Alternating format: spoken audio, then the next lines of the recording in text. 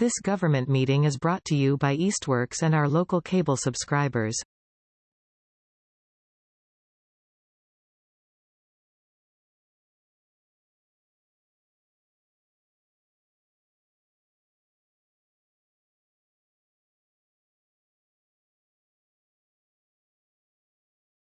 It is 6 o'clock. I will now call to order the April 13th meeting of the Easthampton Conservation Commission. This meeting is being recorded. This meeting of the Easthampton Conservation Commission will be conducted in person and simultaneously via remote participation online to the greatest extent possible. Every effort will be made to ensure that the public can adequately access the proceedings in real time via technological means. In the event that we are unable to do so despite best efforts, we will post on the City of Easthampton website an audio or video recording, transcript, or other comprehensive record of proceedings as soon as possible after the meeting. Should an interruption occur in which the online meeting ends abruptly, both the in-person and online meetings will not be restarted and all agenda items will be automatically continued to the next scheduled meeting. Are there any public concerns, non-agenda items? Folks who are here for something that is not already listed on the agenda?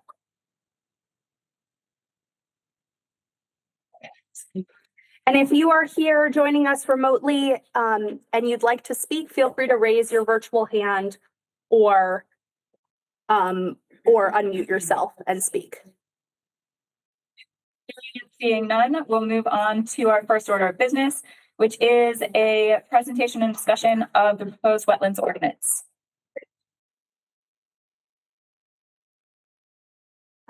Actually, before we begin, really quickly, I just want to acknowledge the passing of Dan Nitchie, who was a member, a professional colleague of this commission and of many in the room. So just acknowledging that loss, and we're all holding his memory.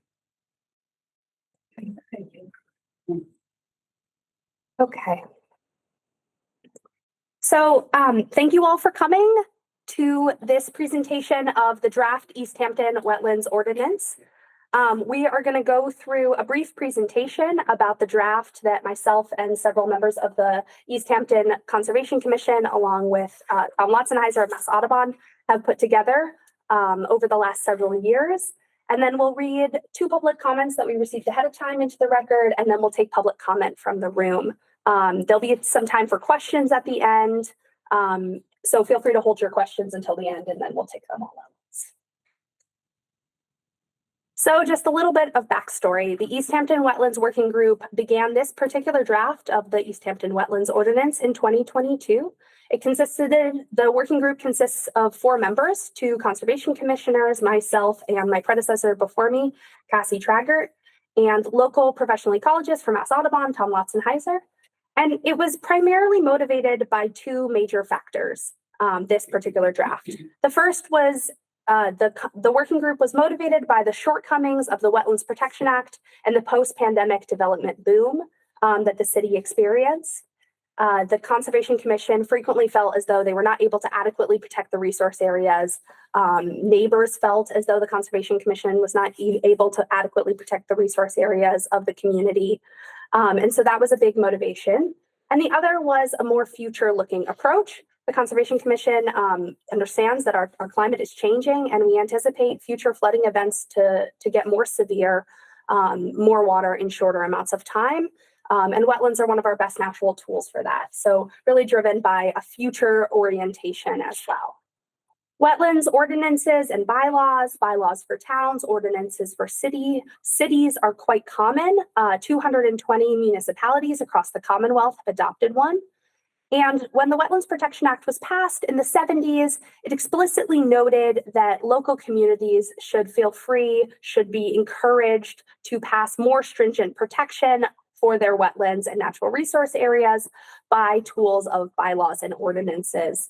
The creators of our state law, the Wetlands Protection Act, really understood that this was going to be the bones of wetlands protections across the Commonwealth, but that individual communities should regulate them as best to serve their specific communities.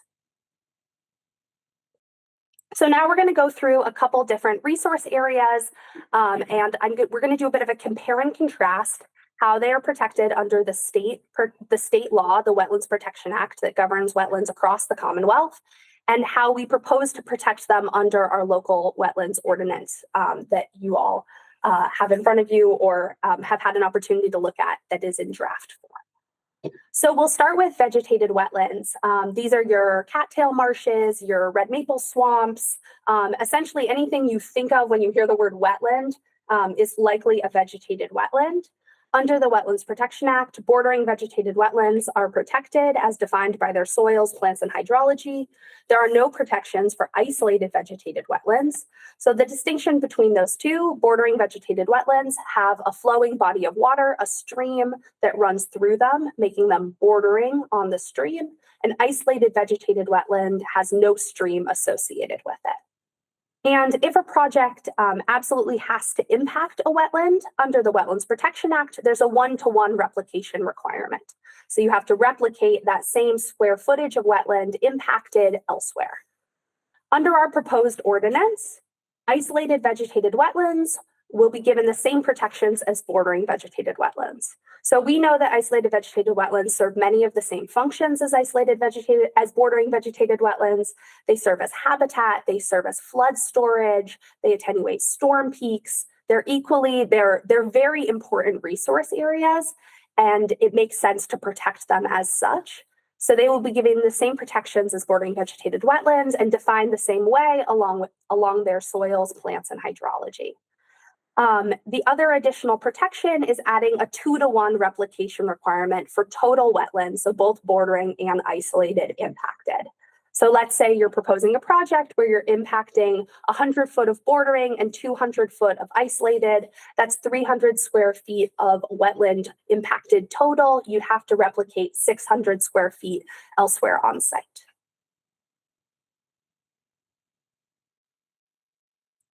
Our next resource area is land subject to flooding. So up until very recently, we were regulating off of the FEMA firms from the 1970s. It takes FEMA a very long time to update their firms. We anticipate it will be another very long time until we have new firms. We are currently regulating off of preliminary maps that we received just several months ago. So under the Wetlands Protection Act, the floodplain of streams is set as the 100-year floodplain from the most recent FEMA map. So now it's the 2025 map. Up until truly a couple months ago, it was the 1979 map. For isolated land subject to flooding under the Wetlands Protection Act, you calculate it using a formula found, using a procedure found in the Wetlands Protection Act, but you use outdated precipitation numbers that made sense to them in the 70s when they were writing the Wetlands Protection Act. Under the proposed wetlands ordinance, in order to anticipate a significant lag in FEMA maps, new FEMA maps, we set the floodplain as the 500-year floodplain. So we set the land subject to flooding as the 500-year floodplain, or as is illustrated in the Wetlands Protection Act, an applicant can calculate the extent of a floodplain using their own hydrologic model. So if we have an applicant in front of us who really believes the 500-year floodplain is not what the actual floodplain is for this site, it's much smaller, they could go through the procedure, through the process of calculating what that floodplain is, showing their work, and the commission could approve that if they utilize future climate data, so in anticipation of more extreme precipitation events. Isolated land subject to flooding, we also require that applicants will use future precipitation estimates to determine extent, utilizing the same procedure found in the Wetlands Protection Act. Intermittent streams. So these are streams that do not run year-round. And currently under the Wetlands Protection Act, they are only protected downstream of wetlands. So it's in a little bit of a cyclical logic with bordering vegetated wetlands. You have to have a stream flowing through you to become a bordering vegetated wetland, and then you're only a stream if you're downstream of a bordering vegetated wetland. But that's how it's written in the Wetlands Protection Act. Streams are only protected downstream of wetlands. Under the proposed Easthampton Wetlands Ordinance, streams will be protected along the full reach of their stream, including up gradient of wetlands. So we know that streams, regardless of whether or not they just pass through a wetland, provide vital ecological function, and it just makes sense. It's a common sense approach to protect them along their full reach. Our next resource area is vernal pools, very timely this time of year. Vernal pools are ephemeral pools that are vital for wildlife habitat, specifically amphibian breeding. Under the Wetlands Protection Act, they're not protected unless they're certified and or located in other wetland types. So sometimes you have a vernal pool in the middle of land subject to flooding or in the middle of bordering vegetated wetland. Jackie knows this photo. This is from a vernal pool that exists in a current bordering vegetated wetland on a property in Easthampton. However, some vernal pools are found in uplands, you know, up in the hills, just an isolated pool on the ground. And under the Wetlands Protection Act, they're not protected unless they're certified. And you can only certify a vernal pool if you prove amphibian breeding. So if you can find evidence of amphibian breeding, which you can only do for a couple months of the year. So under the proposed ordinance, they are protected. We protect them fully as a resource area with a boundary 100 feet out from the high water line of the vernal pool. And we presume that something that exhibits the characteristics of a vernal pool is significant to habitat protection without breeding evidence required. So it's essentially flipping the script. It's saying rather than the applicant having to prove, or an abutter or what have you, having to prove that there's breeding evidence, it says, no, you actually have to prove to us that there isn't breeding evidence. The next resource area is the buffer zone. So under the Wetlands Protection Act, the buffer zone is advisory for 100 feet out from all resource areas except for land subject to flooding and riverfront, but it's not regulated directly. Under the proposed wetlands ordinance, it separates it into an inner 50 and an outer 50. The inner 50 foot of the buffer zone is a no disturb area.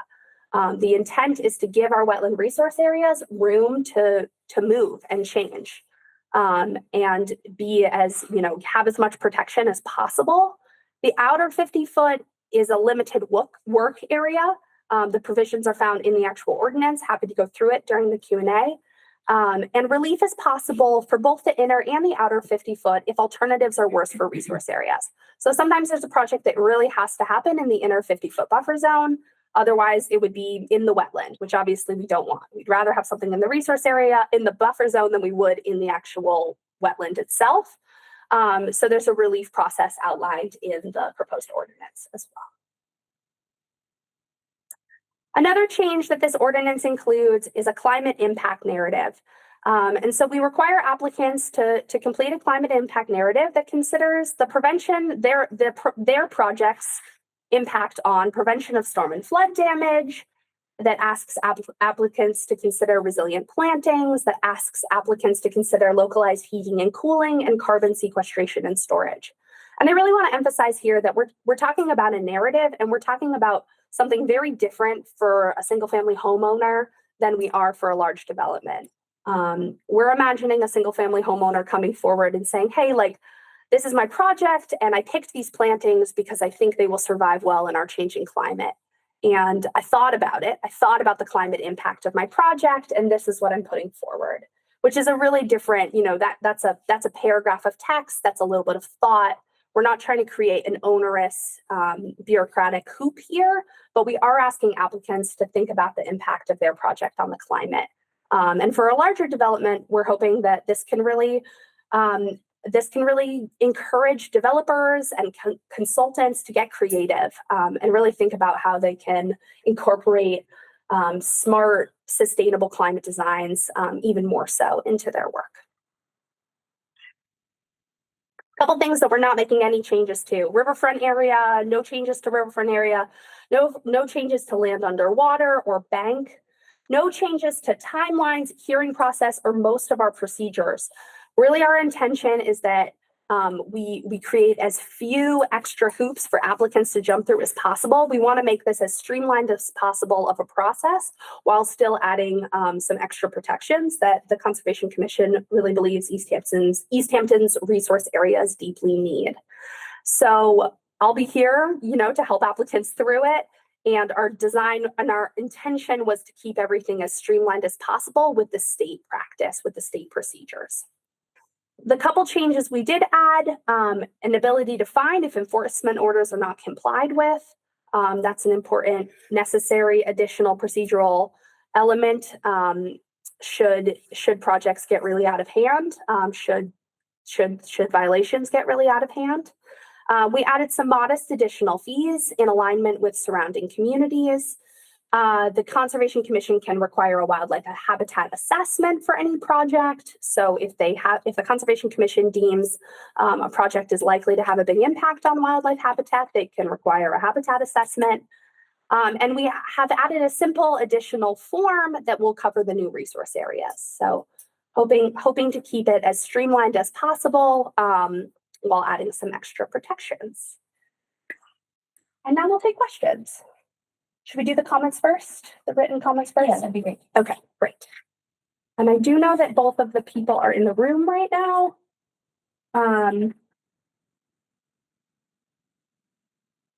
Jeff, I can read your comment, or do you want to read your comment? Go ahead. Okay, fabulous. All right. So I am pleased that the Conservation Commission has proposed wetland regulations that strengthen the existing state regulations. The proposed regulations appear to be well drafted and will benefit current and future residents of Easthampton by increasing protection of our wetlands. I was particularly pleased to see increased protection for intermittent streams, increased buffer zone protections, and exemptions made to encourage the removal of invasive plants. I have the following comments with regard to section 1414. 1414D allows for the establishment of lawns in the buffer zone. I assume that this applies only to the outer 50 to 100 foot zone. This section also prohibits use of fertilizers and sprinklers except in the original establishment of vegetation. I believe this prohibition is both unreasonable and very difficult, if not impossible, to enforce.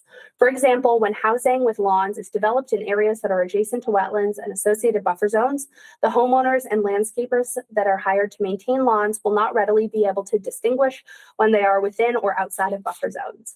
Can we realistically expect the property owner or renter not only to know that the restrictions exist, but also apply fertilizers in only some portions of the lawn and not others?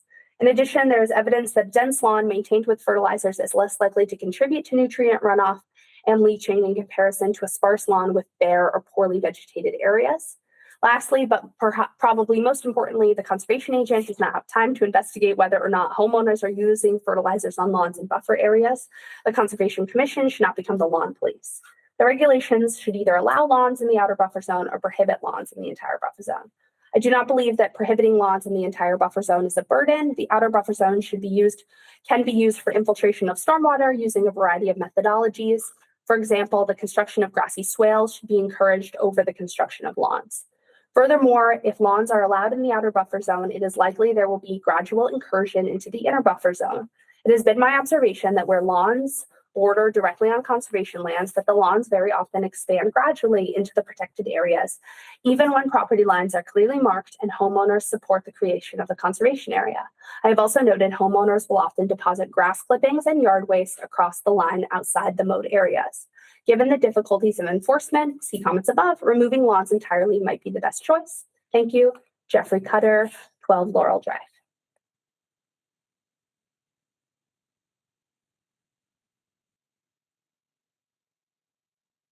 And the other public comment I have is from Diane. Do you want to read it, Diane, or should I? Please. Okay, fabulous. Thanks. Support letter, Easthampton Wetlands Protection Ordinance. I'm writing on behalf of Pascomet Conservation Trust to express our strong support for the Easthampton Wetlands Protection Ordinance. This project represents a vital opportunity to protect and enhance our natural environment, our rivers and streams and drinking water, while delivering a lasting benefits to the community of Easthampton and surrounding municipalities.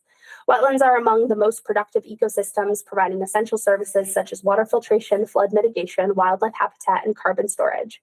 The proposed plan will not only improve ecological health, filter water that reach Barnes Aquifer, our single source of drinking water in Easthampton, among many other benefits. Wetlands are irreplaceable in maintaining clean water, supporting biodiversity, and safeguarding our communities from extreme weather events. Once lost, their ecological functions cannot be easily restored. Protecting them is both an environmental necessity and a moral responsibility to future generations.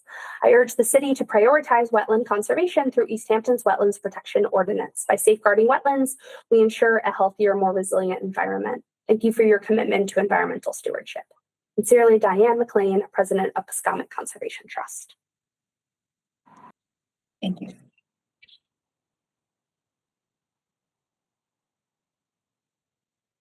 At this point, I think we'll open it up to other comments, questions, discussion. And I can go back to any slides as is helpful. Not to be off topic, sorry, but Nick Dross is in the waiting room waiting to come in for the meeting from Thank Window you so World. much, Ryan. Thank Thank you for you. your note. Appreciate it. I think someone in the back was. Paul Davis.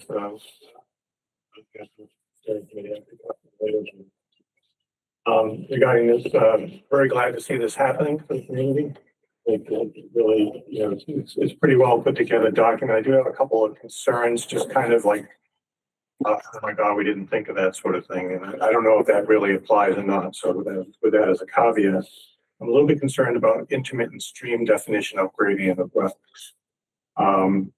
So what safeguards do you have in the definition that prevent basically some gutter flow being incorporated into that, which, just in direct response to precipitation, no base flow contribution.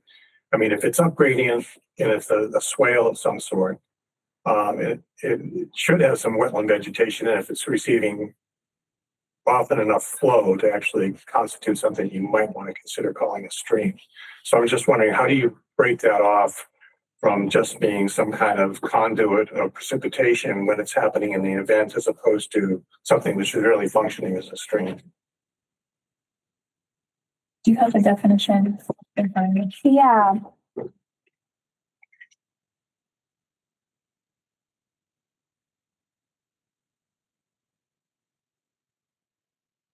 We'll say, well, Ava's pulling that up. A big motivation for this was thinking about the little streams that come off of Mount Tom, many of which are, that's a unique resource that we have in Easthampton, and many of them do not necessarily have up gradient wetlands. So we wanted to protect base those. flow. So if you have a base flow definition as part of that, I mean, Yeah. in Connecticut, for example, they regulate all intermittent streams regardless of, up gradient, down gradient, doesn't matter. But they have 3 criteria, and you have to match 2 of the 3 criteria. I'm not saying we should adopt that. That has its own problems, but one of them is base flow contribution. If you don't have that, and there's going to be flow basically in the stream, which is more than just in response to the fact that it's raining. Right. So we don't, there isn't a definition of intermittent stream explicitly in there, right? Because it's applied from the definition of bank and land underwater, right? It separates them out. So I believe that we refer to the Wetlands Protection Act definition of, water that flows in a definite channel due to a hydraulic current, which I see that's which could be the edge of a road, quite frankly. It doesn't exclude that. So just be careful that, that you're not bringing in things that you really didn't intend to bring in.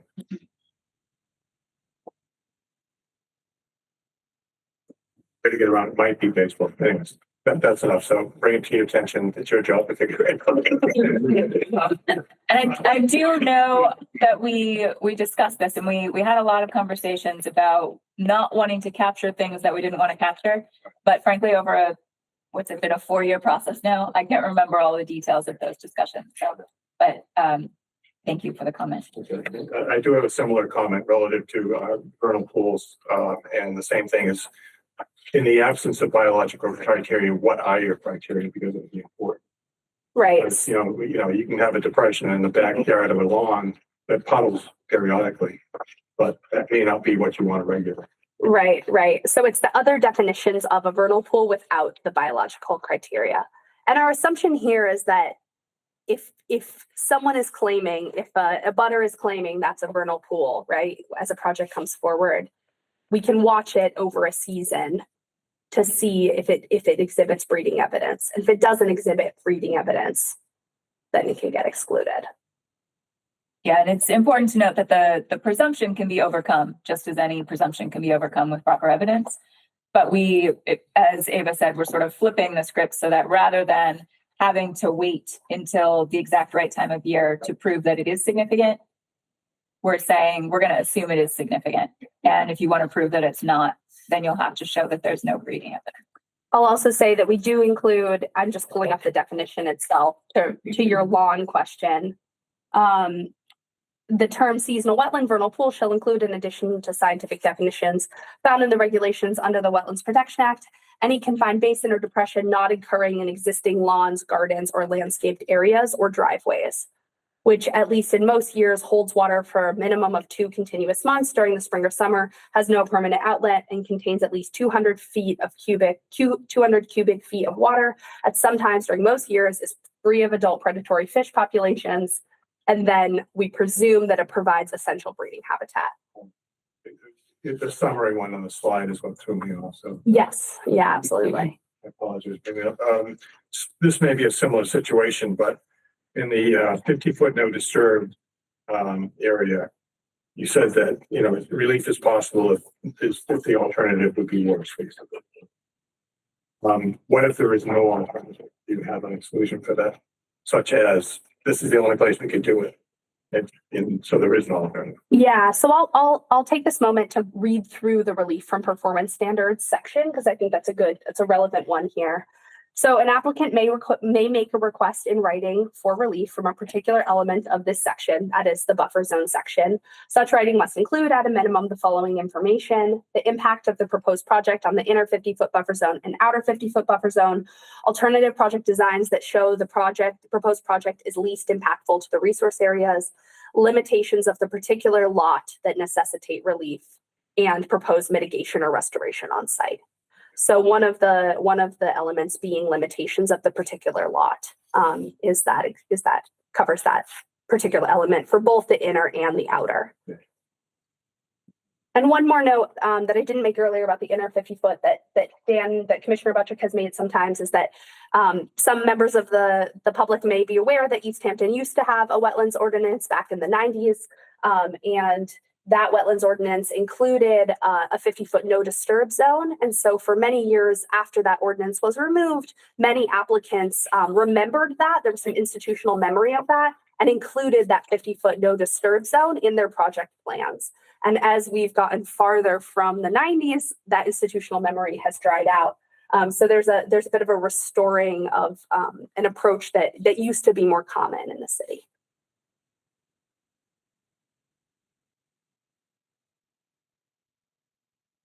Other comments? Oh, yeah, please.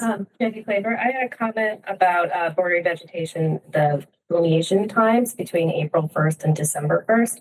I'm just trying to determine why was that chosen and not more specific language of non-snowing conditions or frozen ground conditions, because typically we do delineations all year until there's snow or when you can't dig in the ground, because you need 3 criteria to be a wetland: vegetation, hydrology, and hydric soils, and you can tell soils if they're hydric or not all year round. So I just had a question on those deeds. Do you want to address that one? Yeah, I'm just 15. thank you. So there.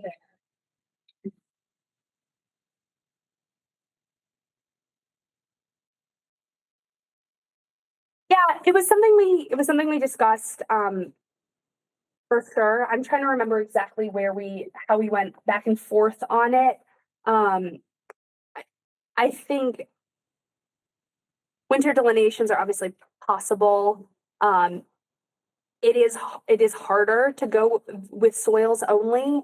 You're missing just a piece of the equation.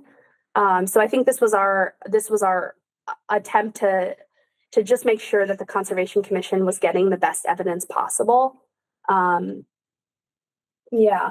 And I would add to that, the next line says delineations may be reviewed at the sole discretion of the commission between December 1st and April 1st. It's really the same way that we function now. If a delineation was done in the dead of winter, we often question it and say, hey, let's pause and look at this again in the spring when we can actually see what's happening.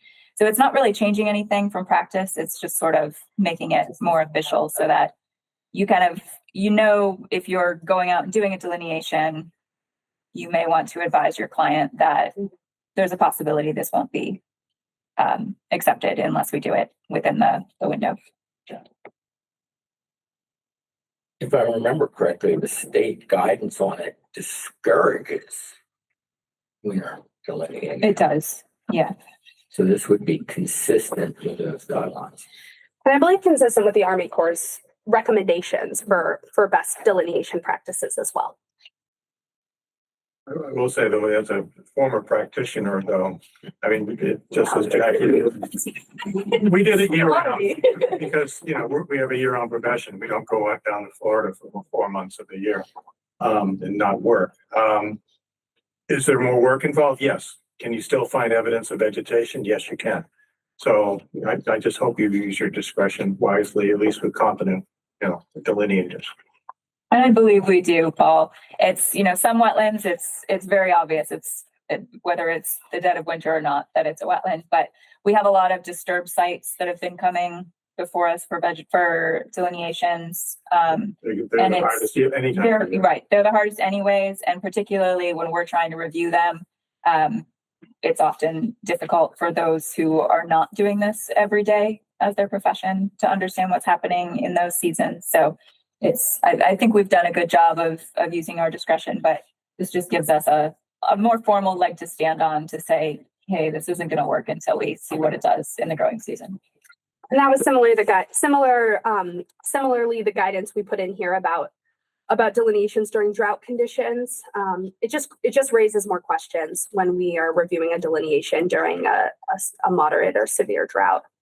It's not that they can't be done, but that it can raise more questions. The soil indicators will still be there if you, as long as you can read them. Yeah. And the vegetation may be doing poorly, but it's probably still going to be there unless it's really ephemeral. It might not be. Depends on that, some herbaceous things may not pop, but certainly any of the shrubs or the woody vegetation is going to be there unless it's, like you said, disturbed sites. All As a that's off. As a botanist, I would argue, don't be lazy, look at the plants and wait until April before May. But sometimes you have grant deadlines that you can't, like you get contracts that release in the fall and then things like You could come forward Yeah. and argue it, and they're going to be reasonable. And different winters are different, right? I mean, I will say there was not a lot of time between December 1 and April 1 this year where delineations were able to be performed or reviewed.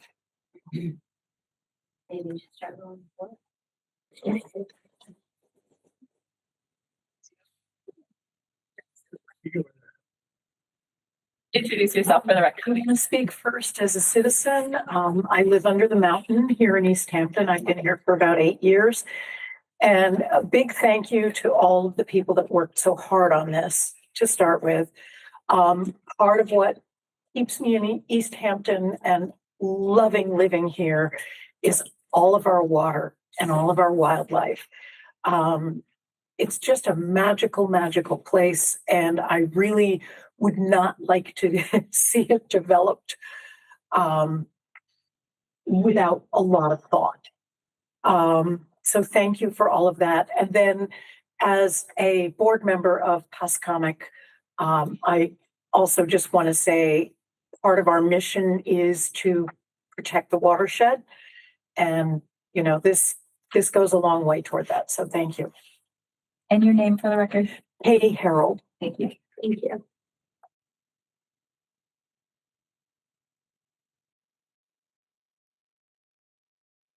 Other questions, comments? Anyone online? I have one. Ryan Nelson, wetland consultant for Arlebeck Associates. I was here tonight to speak on another matter. I wasn't anticipating this, but I'm curious about the performance standards for the 500-year flood zone. As a consultant, it comes up often where the 100-year flood zone doesn't have an assigned elevation.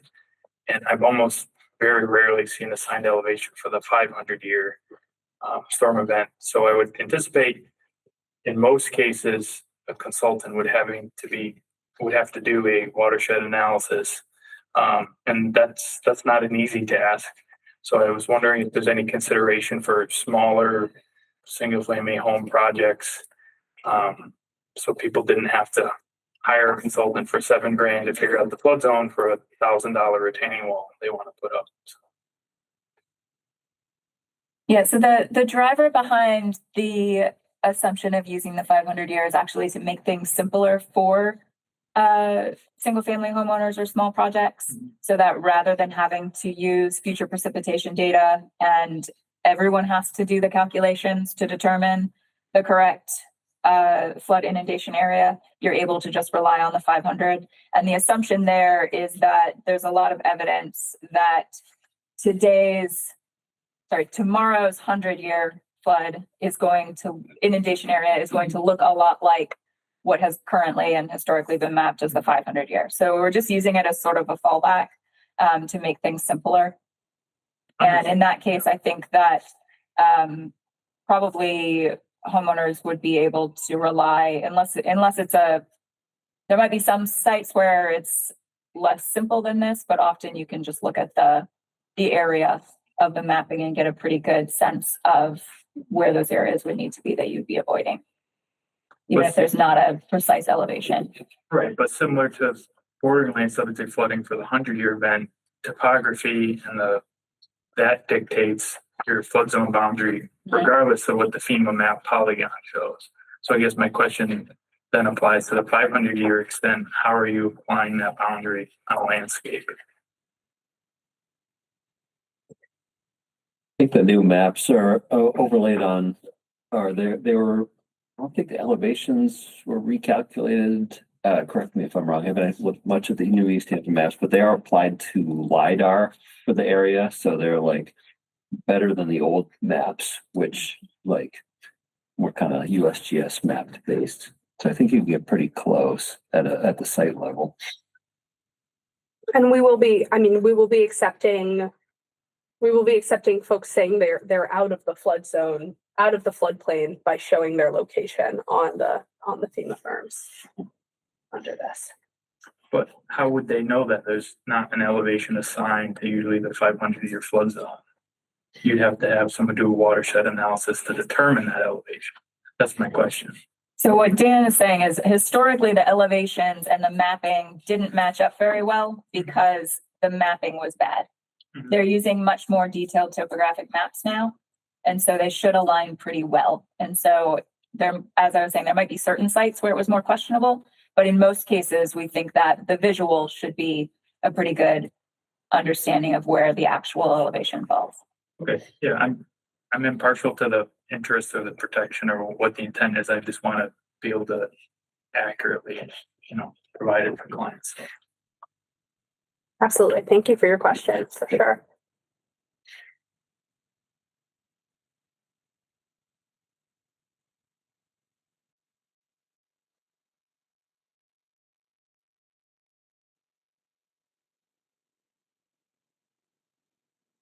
Any other questions in the room? It's good discussion. We've got some people here tonight. Yes.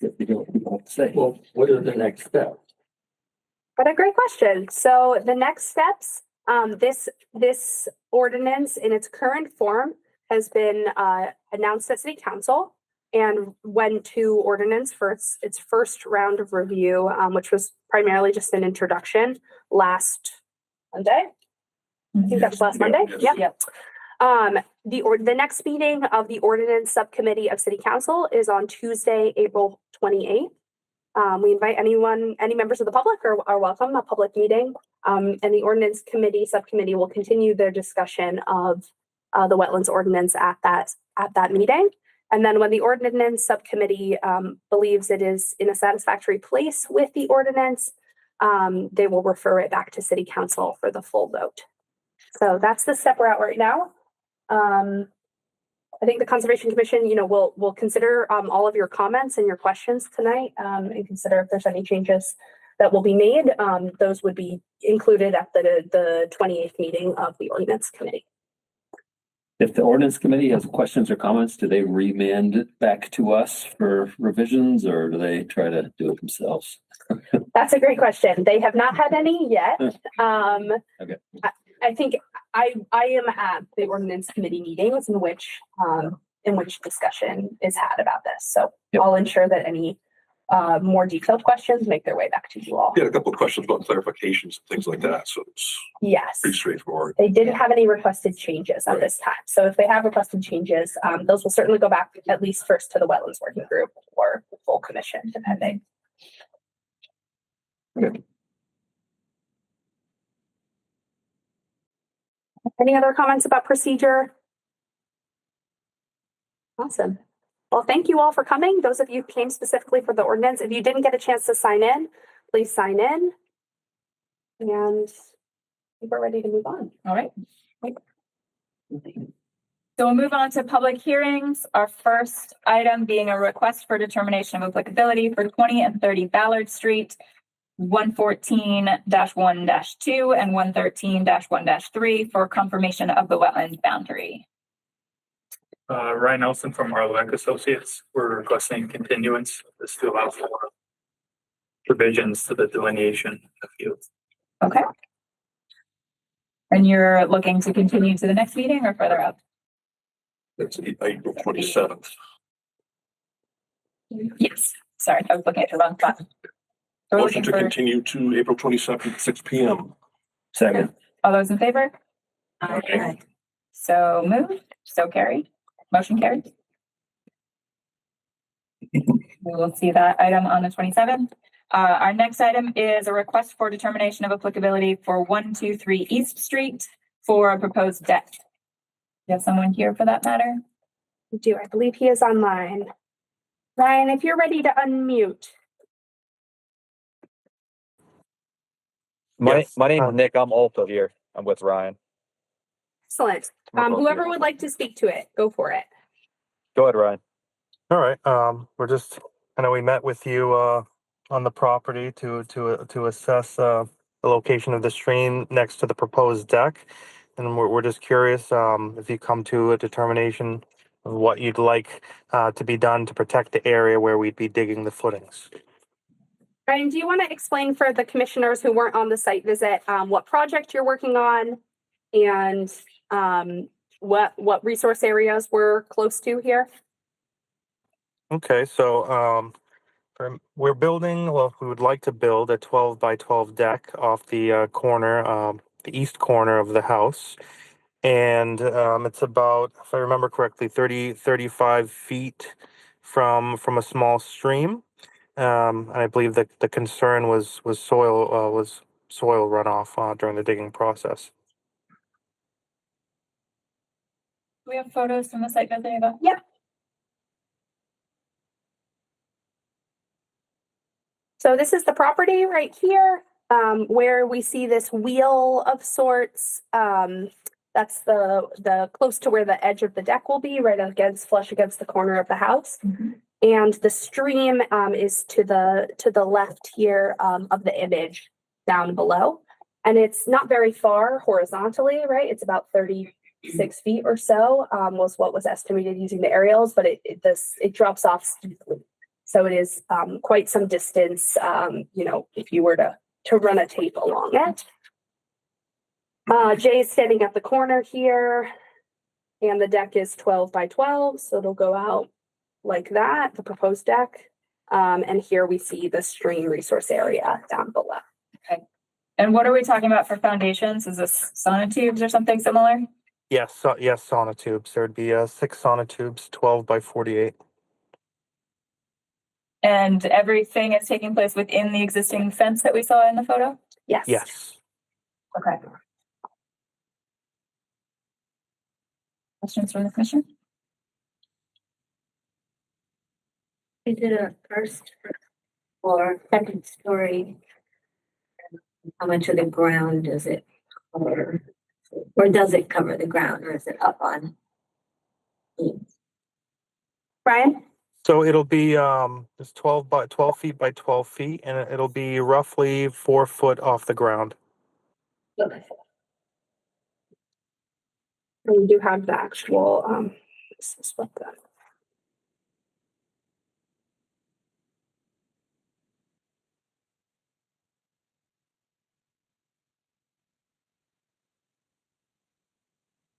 Other comments, questions?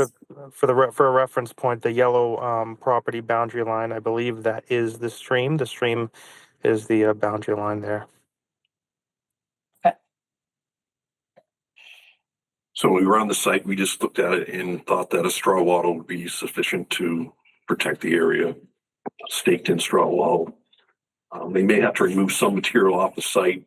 Obviously, if they're digging a hole, they're going to have some excess material, so they need to cover that material while it's in the process of being moved.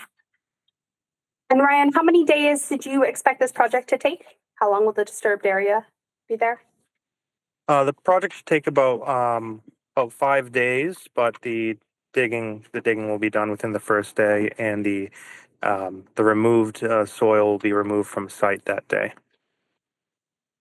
Okay. I don't have any concerns about this, given the erosion control that was recommended by Jay. Are there any other conditions other than our typical 48-hour notice and erosion controls that we'd want to see in this case? No. Okay. I think we'd be looking for a negative determination, type Number 3. that the work described in the request is within the buffer zone as defined in the regulations, but will not alter an area subject to jurisdiction under the act. And therefore said work does not require filing of notice of intent subject to the following conditions. I'll move to issue a negative determination type 3, with the conditions being that notice be provided to the commission 48 hours before work is to begin, and that a straw bottle be used to collect erosion of soil into the adjacent resource area. Second. All those in favor? Aye. Motion carries.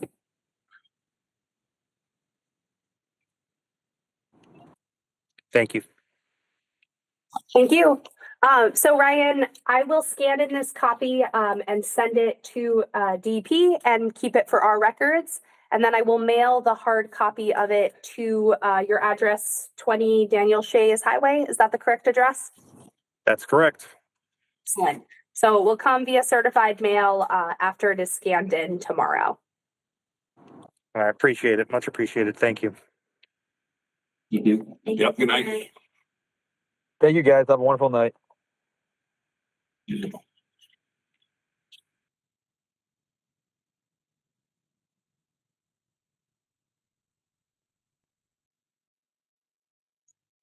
Whoa.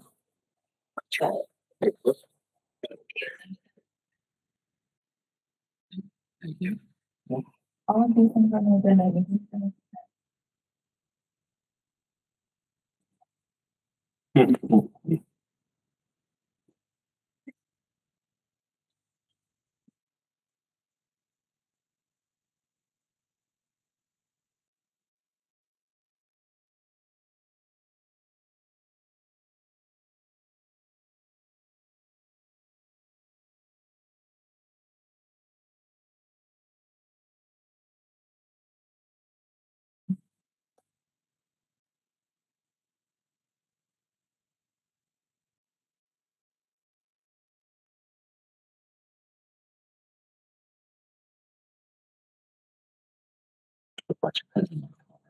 You know, it's all season they end Yeah. up in all sorts of miscellaneous places. Pockets and bags. Tables.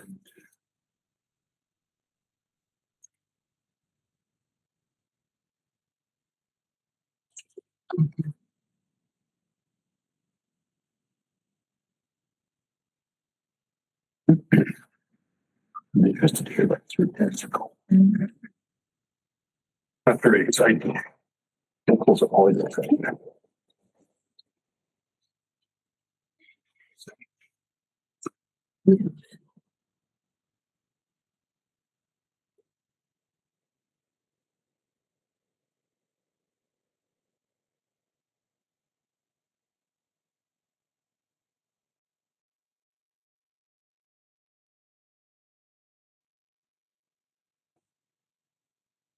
Thank you so much, Commissioner Carr.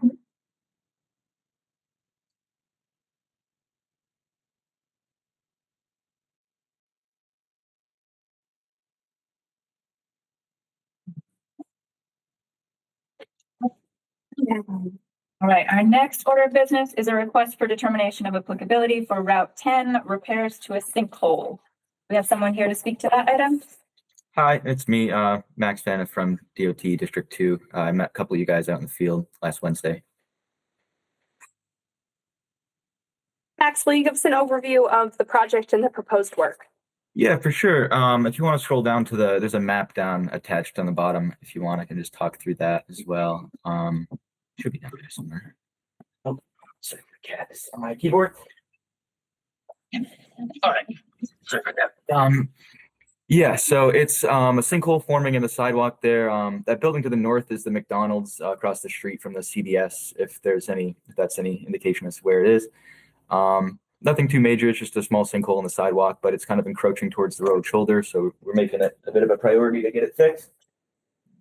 And yeah, the head wall down there, if you scroll up to the pictures, the head wall is in pretty bad shape, but we wanted to be very clear that we're not touching the head wall as part of this project. That's most likely going to be a NOI, a lengthy NOI down the line. We're going to repair that whole culvert, but for now we're just addressing the sinkhole in the roadway there. You can kind of see it in the top right. It looks pretty small from the outside, but a couple of you guys were down there. It's pretty hefty on the inside. You can fit your whole arm in there right now. So definitely want to get it fixed before it gets too worse to make sure, public safety is our top priority. So. So Nice. myself and a couple of commissioners did go. We have photos that very much match what his photos look like. We did note when we were out there with Max that it didn't look like it had gotten much larger in the few weeks, which is good. Yep.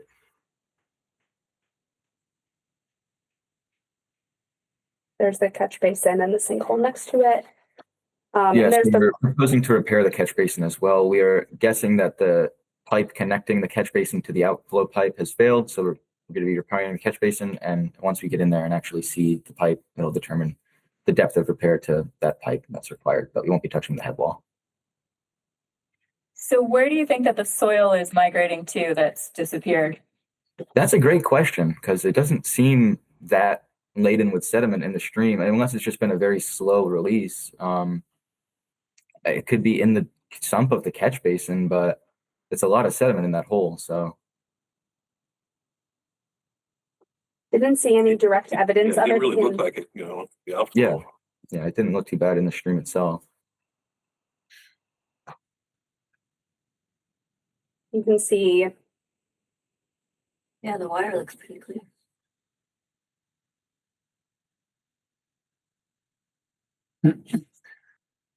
The catch basin flows to that little outfall next to the culvert, or does it connect Yeah, to the? yeah, it goes to that little pipe on the left Small there. one. And there's another catch basin flowing to the door on the other side. And there's no evidence at the head wall of embankment piping or a place where that soil is migrating out of? Not that we could observe now.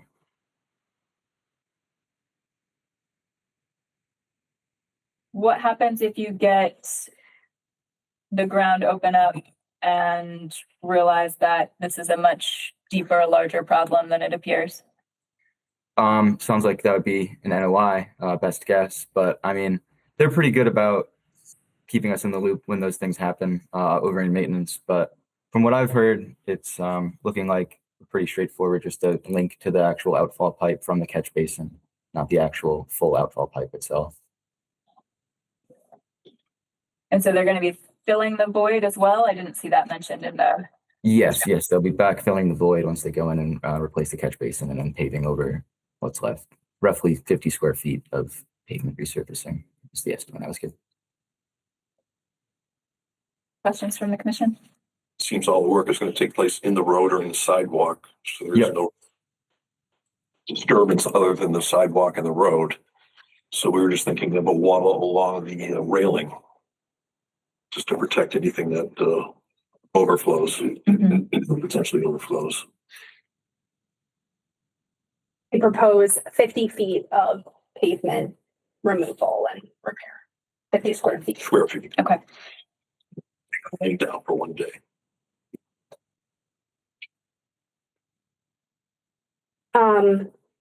I do think this work is likely exempt under the activities within the buffer zone list of exemptions of minor activities. Except that it involves work on the drainage system, which usually pulls you out of exemption.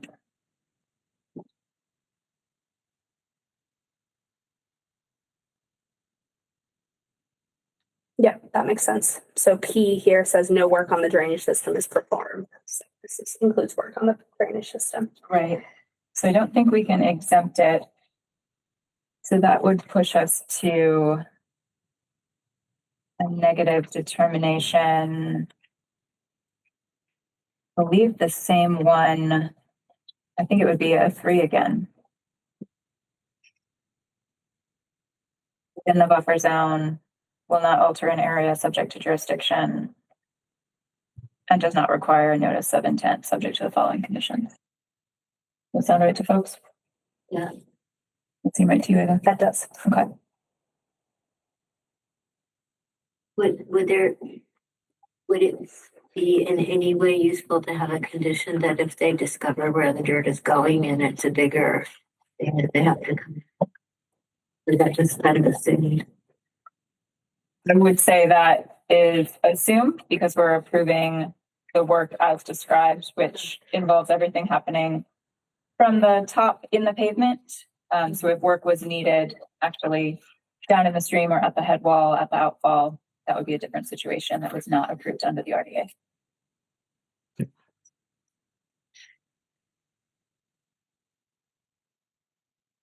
Any further discussion, or shall we make a motion?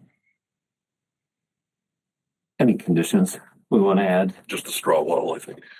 And the standard 48-hour? 48, yeah, standard terms and conditions. Is it a You do 1 day? say, straw wattle, would you be opposed to compost filter tube at all? Even better. Okay. Yeah, I okay. think that's That's fine. fine. Yeah. Yeah, the most recent SOP MassDOT isn't a huge fan of using straw wattle. You did say 1 day. 1 day. 1 day, yes. Yep. Okay. Did you have other conditions in mind, Jen? No, I was just thinking like if it was ended up being more than a day and like rain came, then that would be really the biggest issue. If it was opened up and then, Yeah. runoff was coming from the road and into the excavation. I don't think they want to block the road for more times than they have to. Yeah. So, Yep. So I don't think there's a reason to add other conditions. Okay.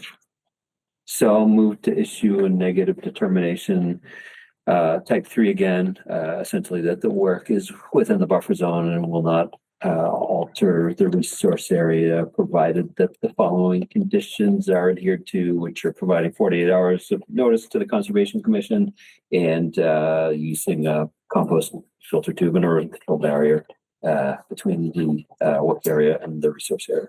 Okay. All those in favor? Aye. Motion carries.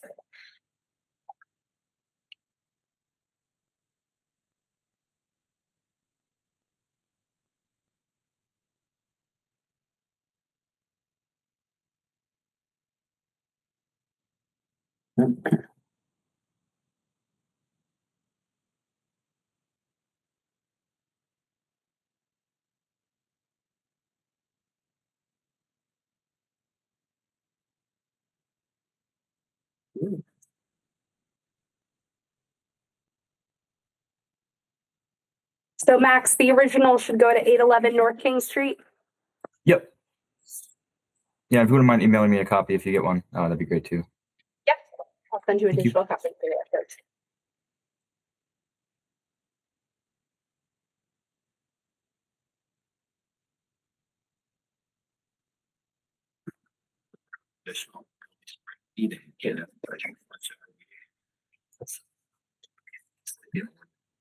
Yep.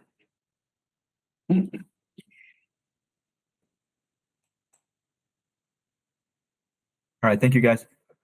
Have a good night. Thank you, Max. Thanks, Max.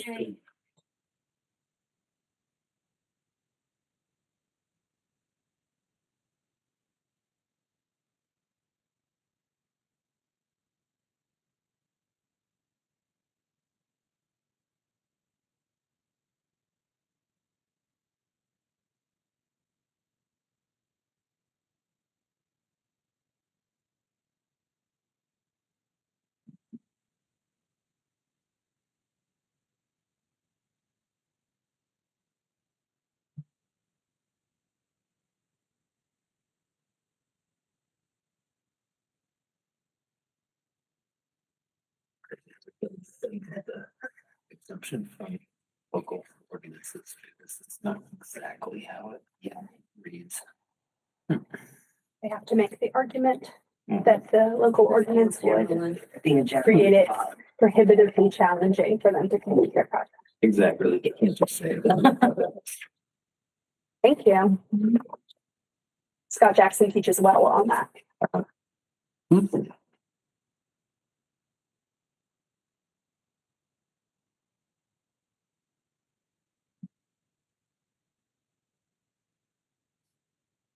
so much.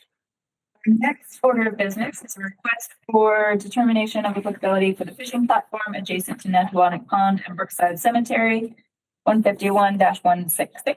Do we have someone here to speak to this item? Stay back here or come up? Wherever you'd like Up to to be you. called. I'll come up. The friendly group. I'm Paul Davis for the National Pond Steering Committee. We've been before you actually twice. We've talked about this project coming up, once when it wasn't a project, once when we wanted to be a project, and now we're here. So anyways, this, I think it's pretty familiar where this is, right downtown. Everybody's probably been by there and maybe been on it as well when it wasn't closed off. And we just want to get it back into operations because it's, you know, just part of the amenities of the city, and definitely want to have it used. So anyways, we talked to a contractor who gave us an estimate. We'll be putting in for some CPA money for help. But this will be a cost share thing with the steering committee. And it's a pretty simple fix, really. The structure itself is in pretty good shape. The balusters, there's missing ones, as you can see in the photo here. What's failed, if we go to one of the photos in there, which shows the front shot from the ice on the pond. Well, this works too. The front, you can see the sonotubes back here. There's three sets basically at the front of it, where the walkway comes in right here, and then there were sonotubes put in here, 3 across, and then 4x4 posts going up to the header here. And what has happened is that this one in particular has sunk basically and twisted. You can see this one is partially twisted as well. The other one seems to be okay, and that's kind of holding up that corner. Surprisingly, we put a level on this when Beth and I went out there. Beth's on the back. And this is still dead level. It's kind of amazing. It hasn't really moved. So it's kind of cantilevered from the back part of it. And we're basically proposing to continue that. We've talked with the building inspector. He's okay with the approach. So we're basically going to place in 3 new sonotubes, but move them back 1 foot to 1.5 foot up the bank here. So we don't have too much cantilever, but enough that we can still support it. And so there'll be 3 additional leaves. This is shown in profile, so you can only see 1, but just imagine 3. And it'll just be set back a little bit from where the existing beam is. A new beam, new columns, and new sonotubes be dug into the embankment. The bank itself, the resource area is right here. You can see that this actually kind of undercut there. So it's pretty obvious where the bank is and where mean high water is. It's pretty obvious right in that location. However, the entire area, talking about resource areas, is within the borderland subject to flooding. And at least with the former elevation shown here from where the dam is of 160.6, I think it was, it pretty much covers the entire cemetery road there where the platform comes off of. So the entire work is within BLSF, where the work will be basically outside of any other resource area, bank, or land underwater. There is no BVW at this location. We would need to get your permission to do this work under an RDA under item 3, I think it is, or 2. 2 and So we're, the one where we're in a resource area, but we're arguing that the type of work we're doing here really isn't going to have an adverse effect on the resource area. In this case, BLSF. Obviously, we're going to have to do some digging here. This is an exaggerated vertical scale, by the way, just so you don't think it's that steep. It's more like half that steep. And so there will be some digging. The soil will be taken out. It'll be removed from the site. The contractor will be required to do that. And so there will be no new net fill basically within the BLSF. So there will be no loss of flood storage area. So on that basis, we're asking for permission to do it under an RDA as opposed to having to file a full NOI for it, for a fairly simple project. The only other thing we'll be doing besides the structural work here to support the platform, the joists, as I said, are in good shape. Some of the decking needs to be replaced, so we're probably going to do all of it. And then some of the support beams might need to be replaced along the thing, but mostly they're in pretty good shape. But the balusters probably will need to be replaced, if not all of them, a lot of them. So we had estimates come in basically at about $19,000 to $20,000 to do that work. And with all new decking. We're hoping that that work can happen later this year if the CPA money can come through rapidly enough to get a contractor on board. We'll see what happens. But anyways, with your permission, we would love to move forward with it and get this platform back in operation. A negative determination type two that has no condition opportunities, but you're doing erosion controls. Yeah, we are proposing, I just said silt fence, but quite frankly, a compost tube or anything would do it. Again, we don't anticipate, you're digging with a post hole digger down enough to get the sonotube in place. So you're going to be removing dirt, but it's localized hand work basically.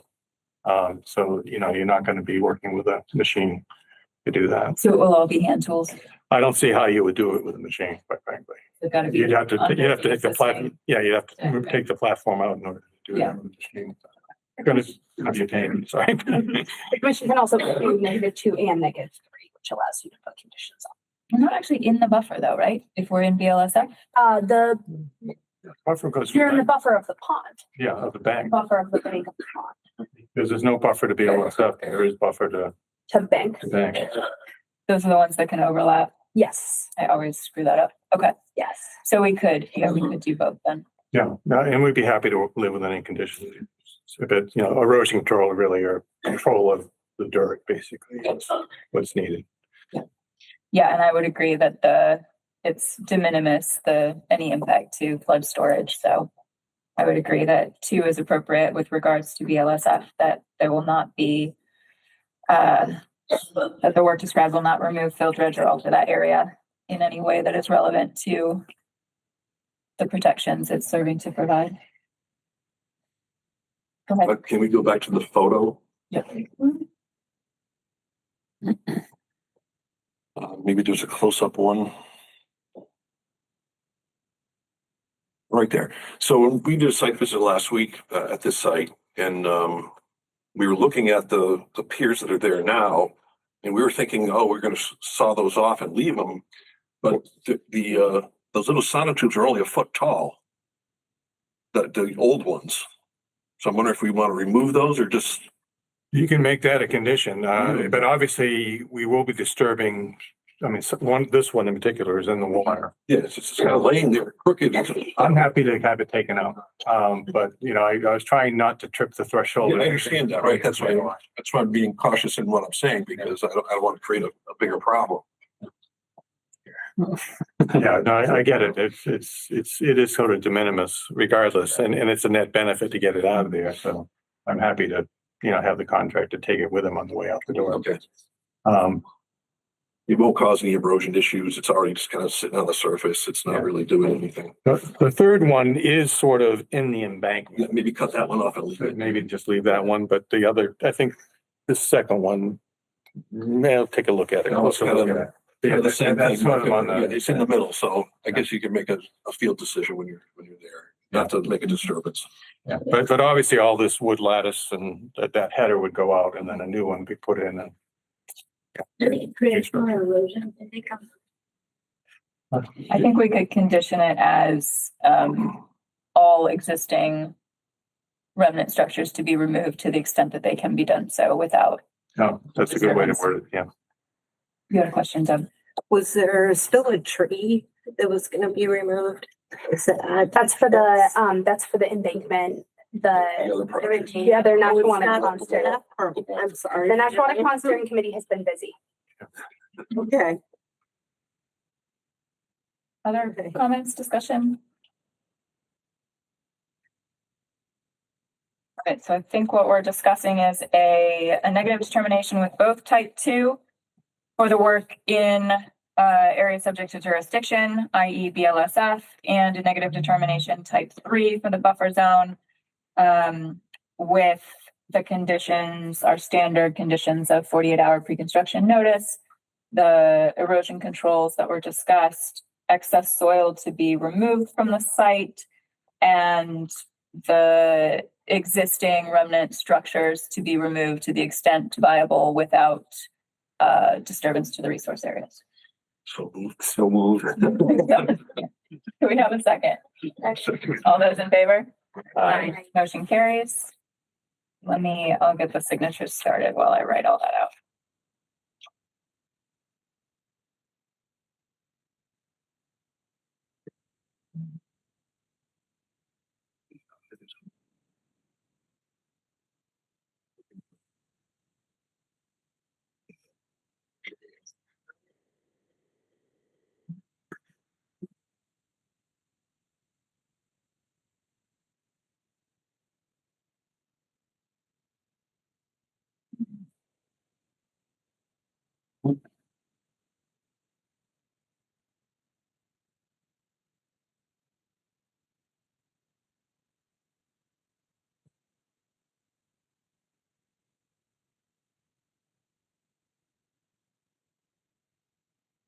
Thank you, Joy.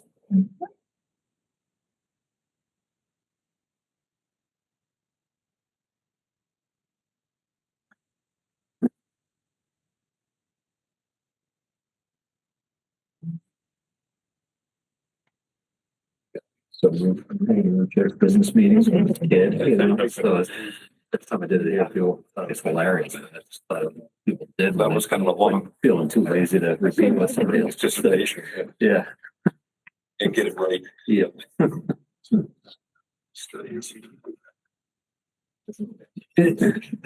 Yeah, be like the moderator would read a thing out of the thing, be like town meeting, you know, I'd read a paragraph and then.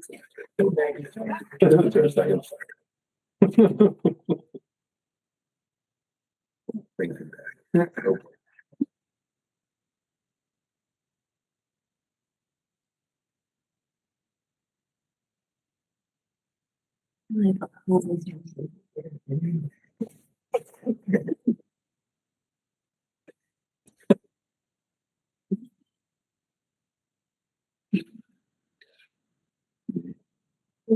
Good.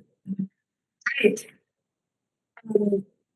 So I can either hand deliver it to you at some point tomorrow. You can stick around till the end of the meeting and I can give it to you at the end of the meeting, however you would like best to receive it. Or I can certified mail deliver, send it to you. Put it in the mailbox? I can also put it in the mailbox.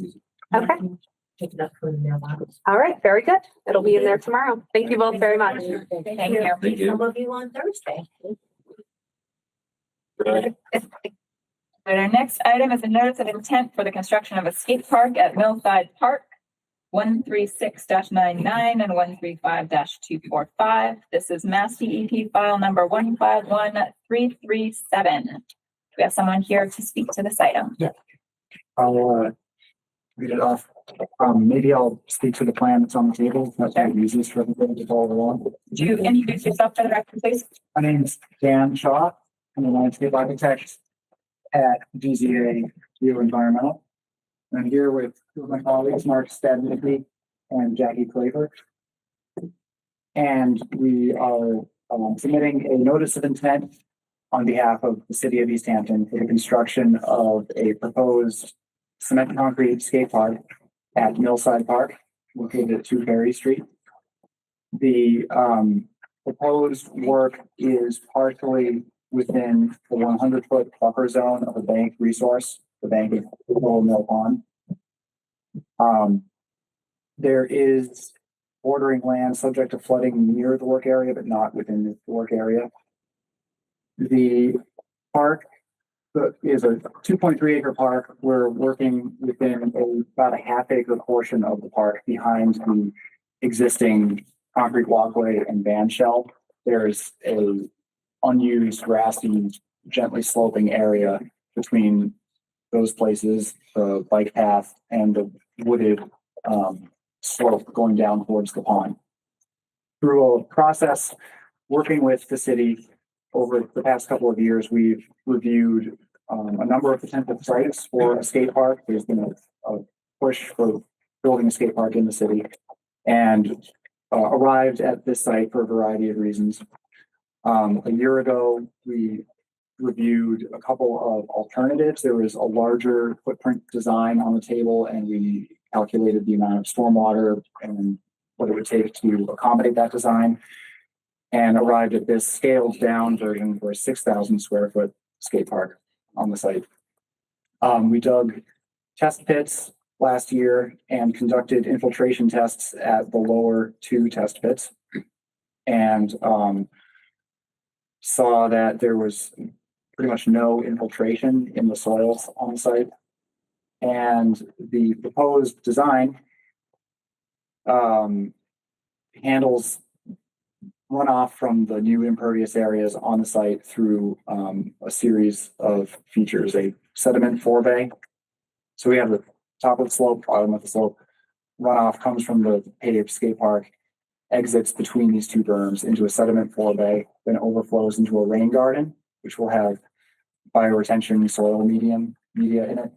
That has an underdrain as well as a overflow weir. And then for larger storm events, there is a proposed detention basin, which would be graded with 3-to-1 slopes and planted with lawn. And then a drainage structure, the catch basin structure, would allow overflow at a controlled rate to a energy dissipating outlet structure on the slope. There's currently site runoff sheet flows to this point where the energy dissipating outfall structure is proposed. And this area is eroded today. So by proposing this structure, we're proposing backfilling the eroded area and armoring that part of the slope with riprap. And we're basically cutting off sheet flow that currently goes overland and erodes this area, and now flows out through this eroded area only occur during those larger storm events where excess water from the detention basin slowly makes its way out through the catch basin structure. It's So- the energy dissipating structure is a vertical catch basin, so water bubbles out the top of it rather than having an open pipe discharging water directly onto the slope. The disturbed area that Dan is describing is shown in the image up here. This is where currently the overland flow comes off of the park and shoots down towards the pond. The erosion is increased by foot traffic as well. Yeah, there's some kind of way to get to the water. I'll add also that the design drawings that we submitted to you in the notice of intent showed a outdated grading plan. So we, since we submitted the notice of intent, we met with John Mason, the Parks Director, and discussed the need for adding a clear space for occasional vehicle access between the skate park and the stormwater features and the band shell. So this was the old plan. So by creating this flat grassy strip so that you can occasionally get a vehicle through here just for setting up events, we ended up reconfiguring the layout. It's the same volume and functions.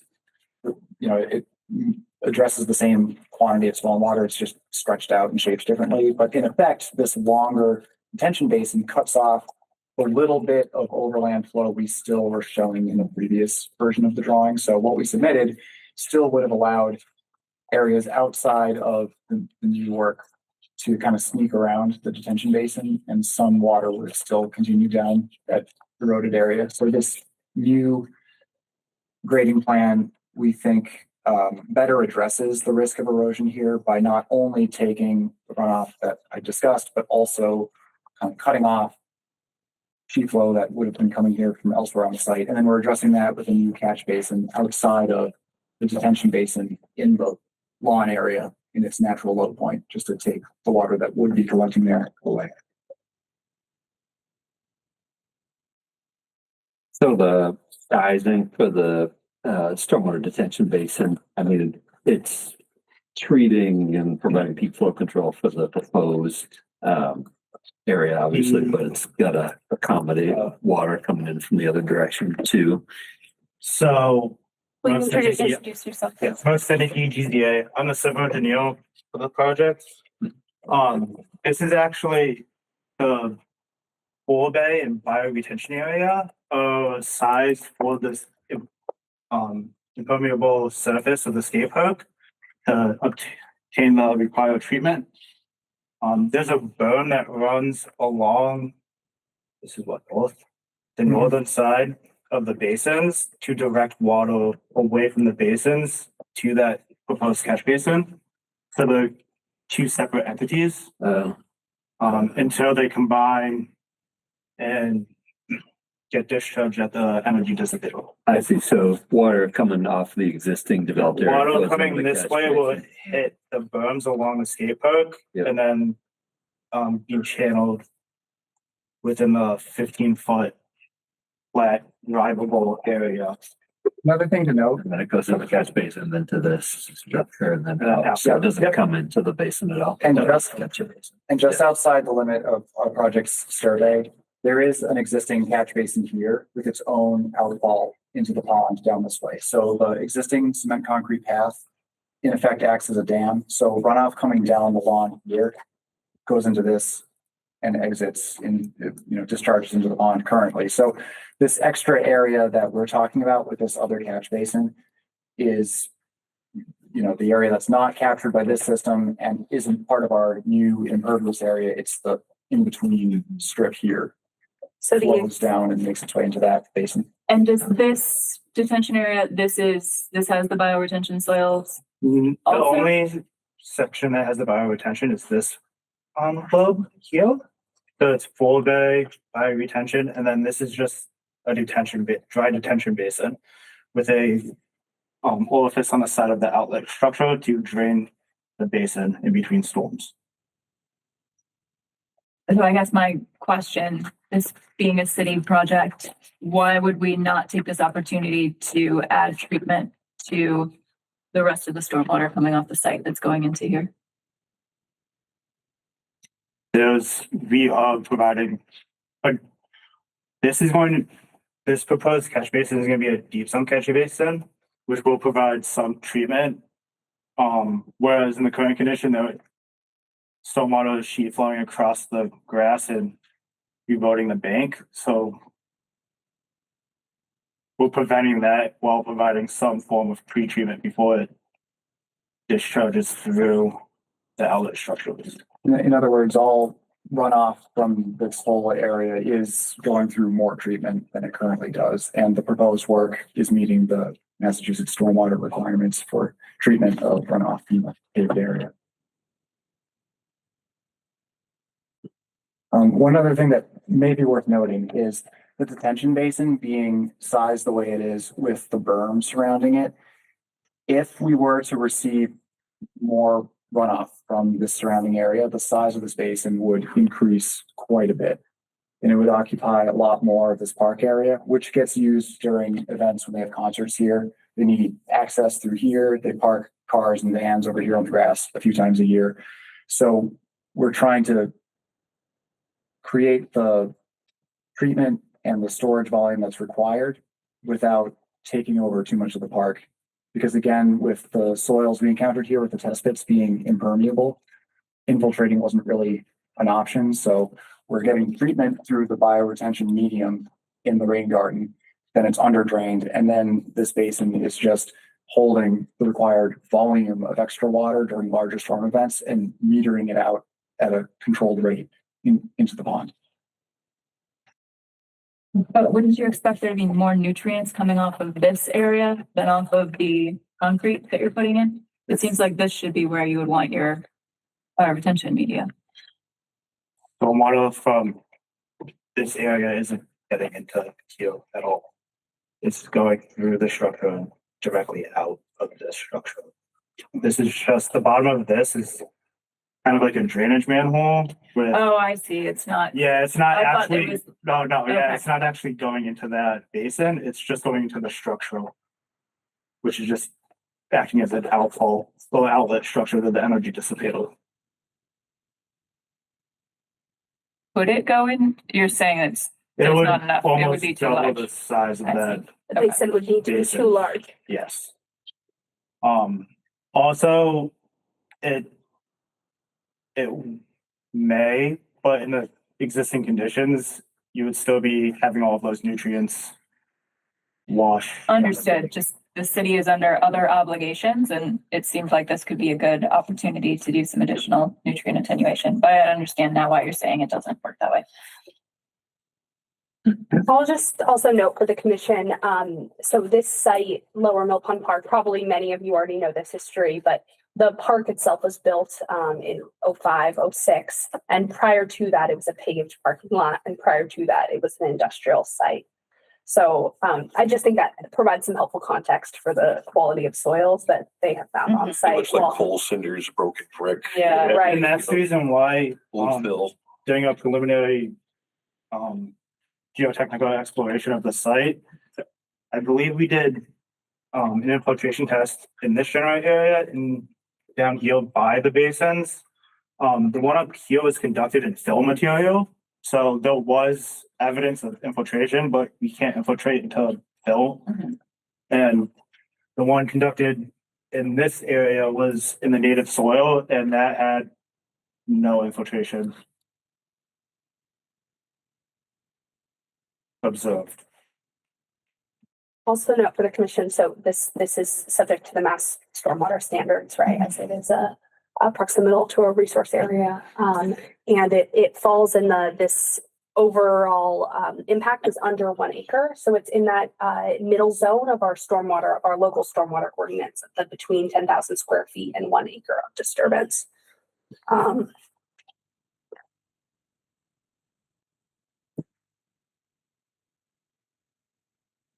Has the city engineer had a chance to review this yet? So she will have a review for the applicant and for the commission by next meeting. Okay. I'm with you a little bit though, like it's not for you guys, for you all obviously, but if the city out of the goodness of its heart Yeah. was to put a little forebay around that catch basin inlet, help maybe. Yeah, I mean, if they're doing the project, why not take credit Yeah. for some additional treatment? But I understand how like funding constraints and project constraints and all those sorts of things come together. So maybe it's just something that we say for the record, but then don't. That's that's not part of this project. There's no requirement to do that. So, if the Parks and Rec found a little bit of space for that in the project somehow, then it would be fantastic. But if not, then it is what it is. And it's just, we'll just be looking at this as it presented to us. Yeah. One thing I should add, I forgot to say in the introduction, was that the project is happening because of a PARC grant, and that has a design deadline of end of June. So you have to have a contractor under contract starting in July, supplemented with CPA funding. And then the Easthampton Skate Park Committee is a private group that's also doing some fundraising. So that's determining the budget and the schedule for the project. Yeah, so Ava, to the point about the potential for additional treatment, if you could mention that to Diane and also to Parks for consideration, I think it's worth it, at least putting it on their radar. Yep. And so the commission would like additional treatment around, just because I can't see totally where you all are. Something. Not as a requirement, but knowing that the city has other obligations to treat groundwater. Yep. Just make sure it's on their radar to think about whether this is an opportunity to do that before they pass up on that choice. Specifically for the water coming from elsewhere in Mill Pond Park. Right. Okay. Since we're adding structures, this would be the time to make an additional modification. But as you said, it wouldn't be a requirement of this project, just something that they should be thinking about. Yeah. We did receive comments from Mark Stinson regarding this project. Are we ready for those? Yeah, I think so. Okay. One other note too, just before, this is from our site visit today. This is the other outfall that Dan mentioned earlier from another part of the site. Not shown on the plan, but it runs this way. So there's a catch basin here. Near the manhole here, driveway and to the Near the boat launch. it's farther. Much further It's down. relatively Okay. close to where Yeah. this one is. Okay. Yeah, so we discussed in the field today when we met with Ava and Jay about the possibility of tying the overflow stormwater from this system into this system, but then looking at the condition of that head wall, Yeah, it doesn't look it so could be a bad. can of worms. So It's undercut. right now, it's only taking runoff from one catch basin from the park. So we decided to just not Mhm. go there. Yep. It's not a 2005, whatever, outfall, right? That looks ancient. It's old. No, I think think it's that was part of the 1984. original parking lot. Okay. Maybe slightly repealed in 2005. But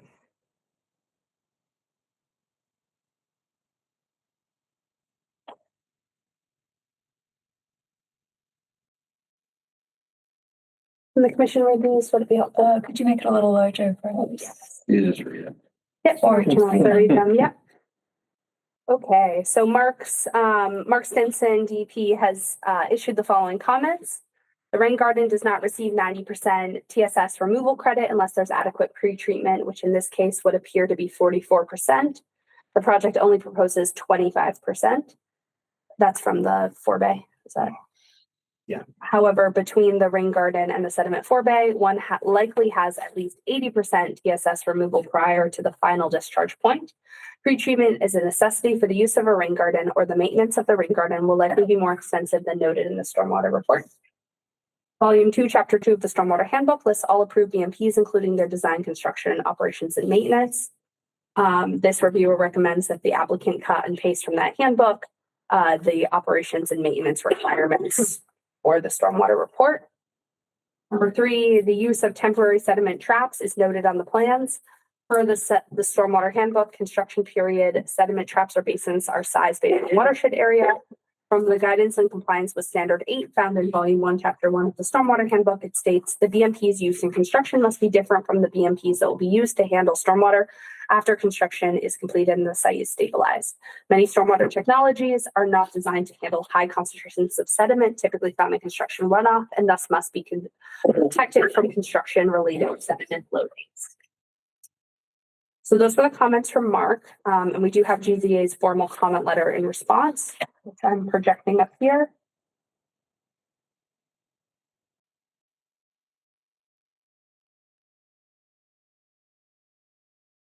Gonna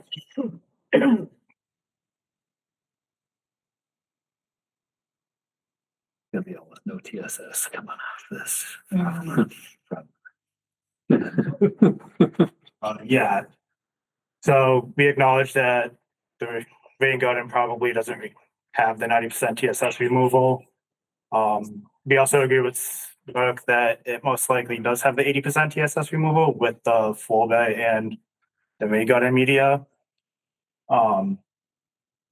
We are not proposing to infiltrate, so the 44% TSS removal before discharge is not a requirement. For number 2, we provided in the stormwater report a operation and maintenance plan, which has the town being responsible for the maintenance and inspections of the stormwater systems. It has descriptions of how those BMPs are supposed to be maintained and inspected, and a checklist. We did, however, revise that appendix and inserted the cut sheets from the stormwater management or stormwater manual. Stinson's comment number 3 is due to the site location, temporary sediment control or sediment basins would have to be located in the same area as the permanent ones. However, after construction of the skate park itself, and that is a controlled site or controlled portion of the site, they would excavate and construct the permanent BMPs for the stormwater treatment. Sorry, could you say that again? So we understand that the temporary sediment traps, I believe Stinson was assuming that we would be using the proposed like detention basin and rain garden construction as a temporary sediment trap for construction. But during construction, we are not proposing that. Just how the site's graded or how the natural grade of the site works, to use a temporary construction sediment basin, it would need to be in that location. However, once they construct, and have the skate park portion, it's like the pavement, the lawn around the skate park or the soil around the skate park graded and relatively stable, then they would remove the temporary sediment traps if they were used and construct the stormwater BMPs. So where are those temporary traps proposed? I don't know if we actually propose them. I think we give the contractor an option to use them. Yeah, our drawings just show standard perimeter erosion and sedimentation controls around the work area. Compost socks and straw bottles.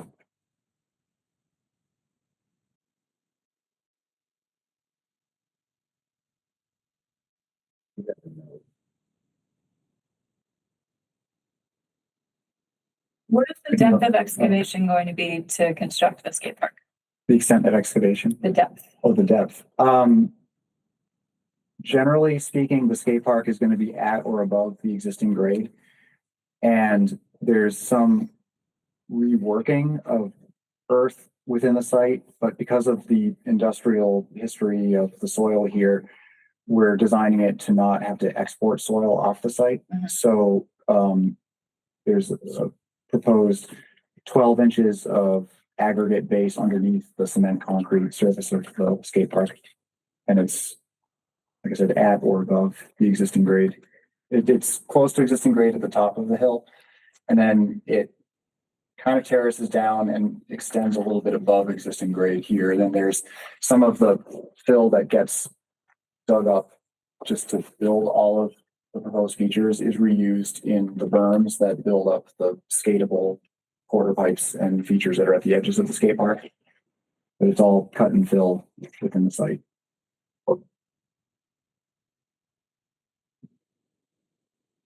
So the material that's coming out of the detention basin is going under what ultimately becomes a concrete feature?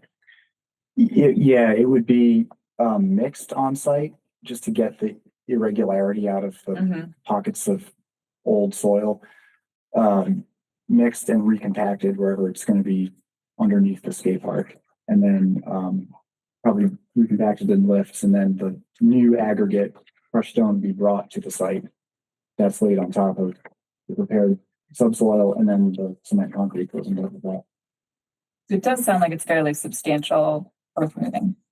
Somewhat. Yeah, within all of this area where you see contours, at one time or another, there's going to be exposed soil.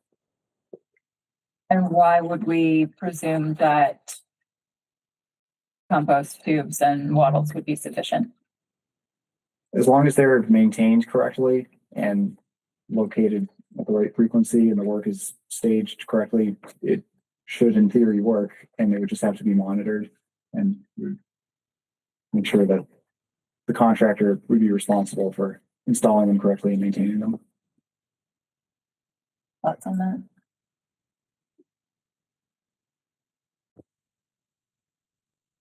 that? It's a pretty flat site, and it's not like a huge area. What would you say, a half acre? Yeah, more or less. The total disturbed area is around half an acre. Like you said, it's not. It's a lot of contour lines shown on the drawing, but the predominant slope across the project area is not very steep. Yeah. How much time would it take to build the whole thing? park?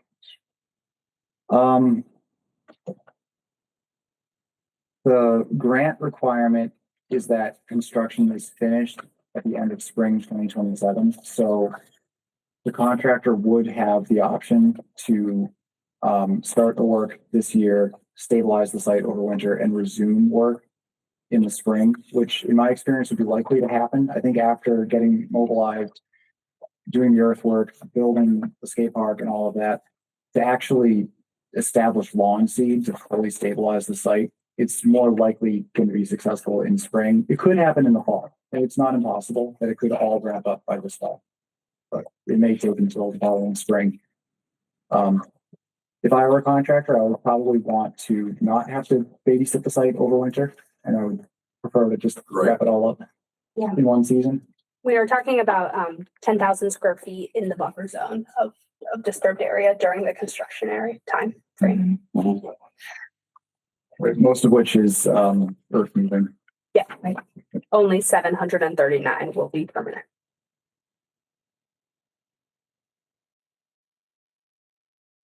Yeah, I mean, I guess there's the option to use the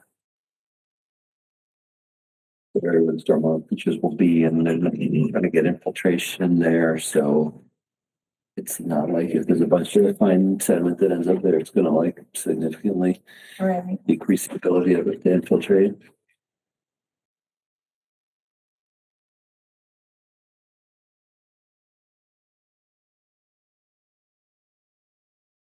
I think given the level of disturbance, this seems like a location where silt fence towed in would be more appropriate than wattles.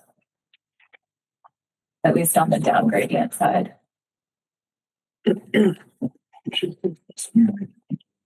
What? Can you show silt fence? If You might put it. use that detail. You could definitely add silt fence to the. Yes, we can do a propose a double silt fence and straw water or fiber wall. Yeah, it looks like right now it's just straw wattle and compost sock, as you had stated, but I think silt fence might be more appropriate here. Particularly over winter. Yeah. Yep. Yeah, so if you could make that update. That's my only real concern, I think, with regards to the resource areas. I mean, this is,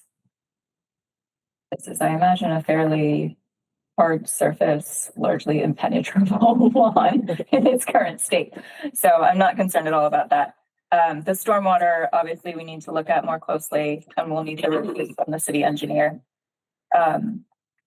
Any other immediate comments, questions from folks?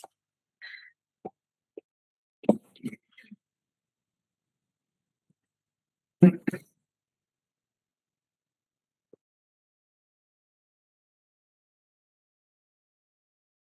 think, any other questions from you all? So the city engineer is aware of your guys' timeline, and will do her best to get those comments to you by early next week at the latest. So that should hopefully give you time to respond before the next commission meeting is the 27th. Great. Yeah, and I would just add that the stormwater often requires far more back and forth than resource area discussions. That's definitely going to be the case here. So the faster you can get responses and the more thorough they can be, the fewer meetings this will get dragged out, and that'll help you to stick on your timeline. Okay. Yeah. All right, so I think we need a continuance to yeah. Motion to continue to April 20. All those in favor? Aye. Motion carries. So we'll continue this to the 27th. Or do you not want it in there?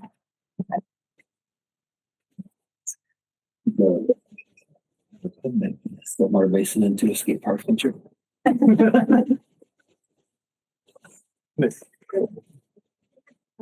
you all for coming in person. Yep. Yeah.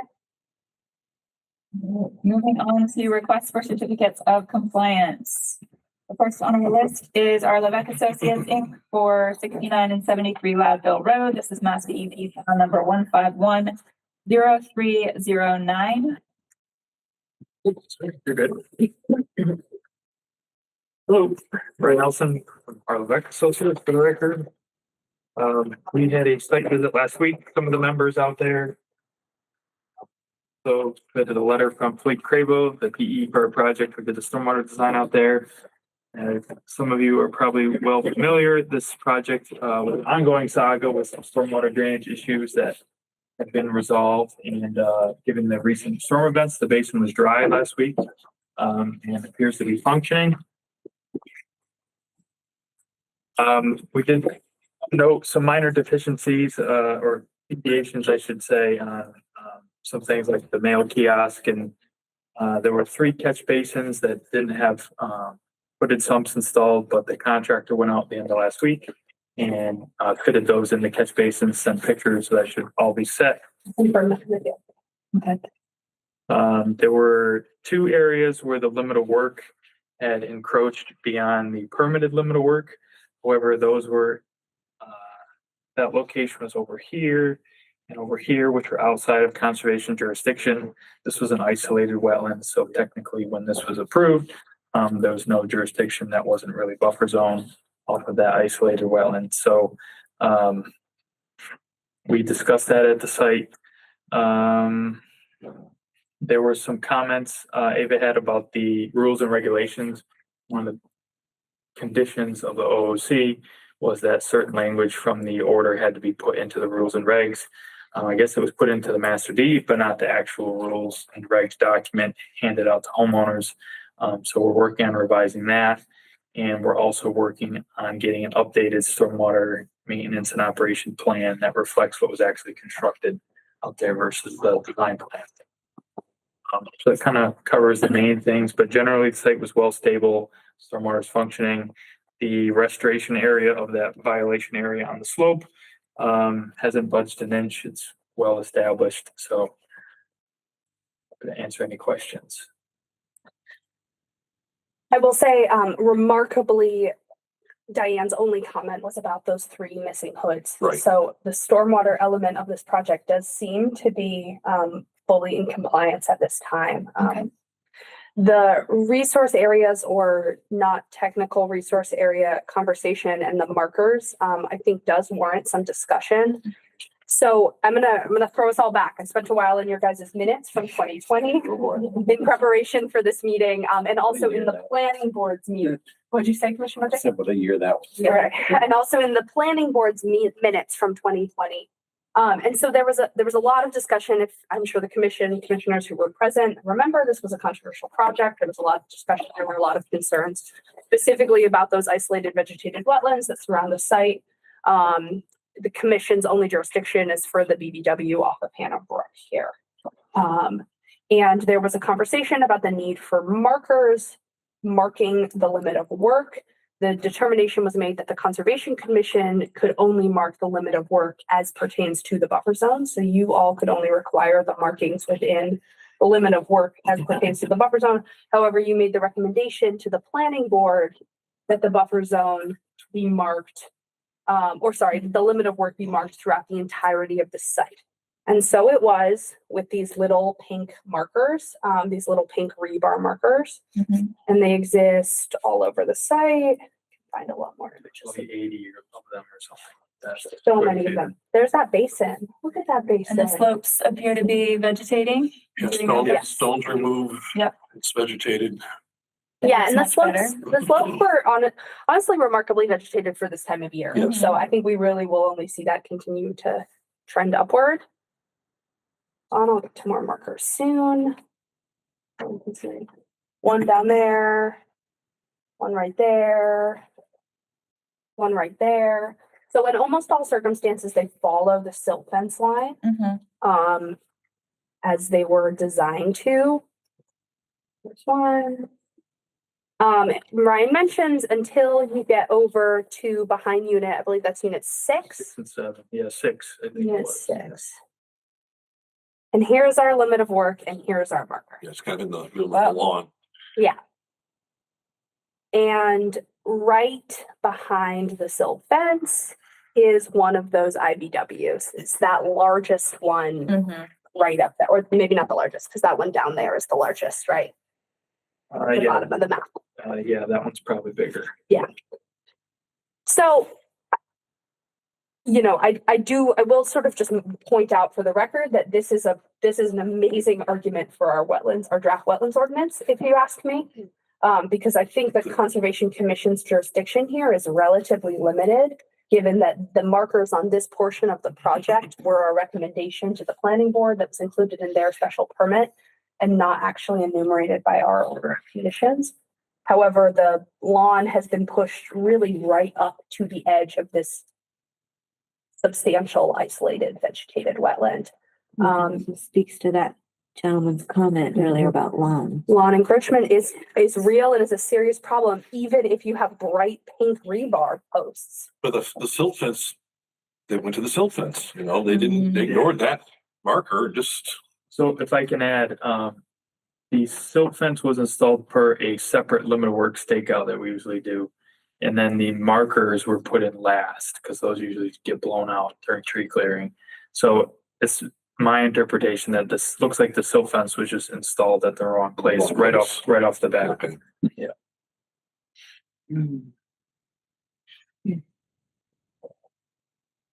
So I think where you cut it, work was performed outside of the permitted area. Yes. Which would potentially be the avenue by which to require restoration of those areas. I'm not quite sure how that plays here.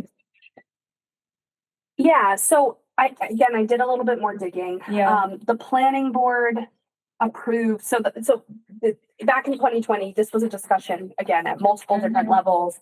In 2022, there was an amendment to the special permit issued by the planning board that states it shall be the duty and obligation of the board of trustees of the condo association to ensure that the administration of the affairs of the condo shall in all ways conform to the terms and conditions set forth in the special permit decision issued by City of Easthampton Planning Board dated so-and-so, recorded so-and-so. Specifically to 1, ensure that no dumping of yard waste, encroachment, or future development will occur beyond the limit of work area designated in the approved plans. So the way I read that, the Board of Trustees is out of compliance with their special permit here. Mm-hmm. But that's not That's not our our issue. planning board's issue. And the CO, the certificate of occupancy, has already been issued for this site. Which is, kind of the planning board's COC of sorts. I spoke to the building commissioner. He said that in extreme circumstances, a CO can be revoked if the special permit is out of compliance. That's appropriate. Not leave people homeless.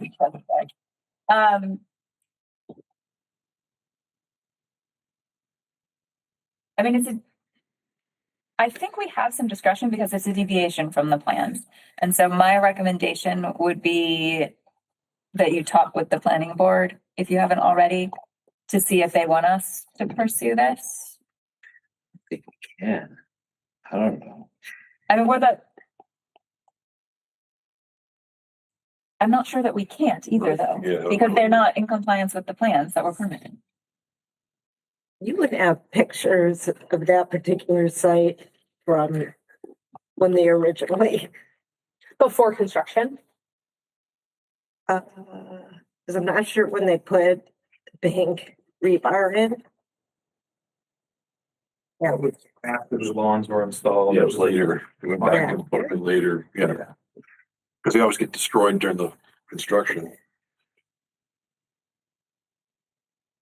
There's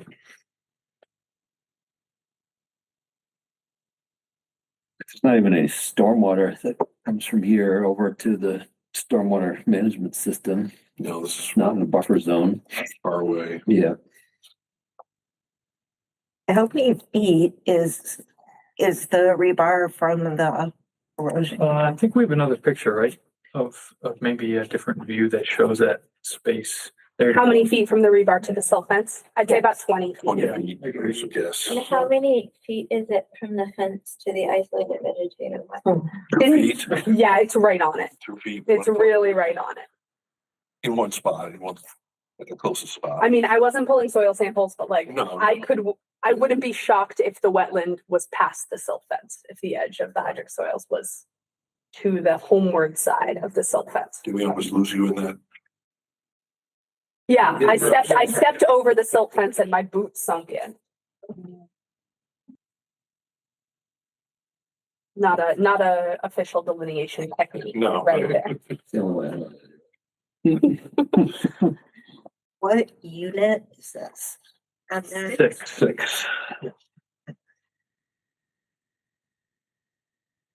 A post-construction condition is an as-built plan that shall include at minimum line delineating the limit of work, with work including any filling, excavating, or disturbance of soils or vegetation approved under this order.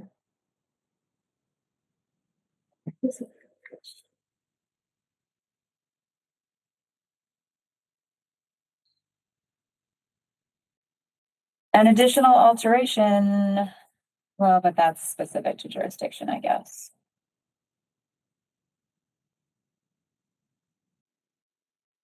I don't know, it's a gray area for sure. So I guess I will say I see the commission. I think there's obviously a couple issues at play here, right? One of the issues is that they are heavily encroaching on an unregulated resource area of an isolated vegetated wetland. There's also the issue of these posts cease to mean anything if we have one standing in the middle of a lawn. Yeah, and it's a safety hazard where it's at. Right. I don't even know. So there's that issue as well of like because these pink posts are also demarcating the limit of work where it pertains to the wetland resource area on the other portion of the site. Like that's also the marker we're using to rely on there not being lawn encroachment in the buffer zone. Right. So we definitely need to figure out something here. Right. So do we stake the line where it's supposed to be and just let the lawn? These aren't our Not be posts. mowed? We have nothing to do with that post right there. That's Yeah. position. But to Ava's point, we do have something to do with other posts that are relevant to wetland resource areas. Yep. And that renders our posts Useless. meaningless. Yeah. That's true.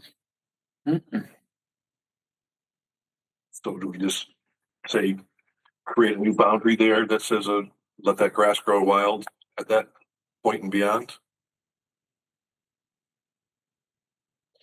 I mean, I will say maybe it's a good opportunity for me to go to the planning board with this and communicate the Conservation Commission's concerns and say, we would like you to propose something to the applicant. I'm not sure what grounds they have to do now that the CO has been issued.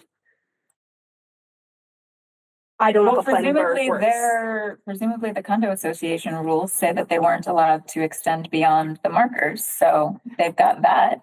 Right. I mean, this is the this is the condominium trust. This is their in perpetuity document. Yeah. And unfortunate is that it's the contractor's problem and it may fall now to the homeowners to deal with.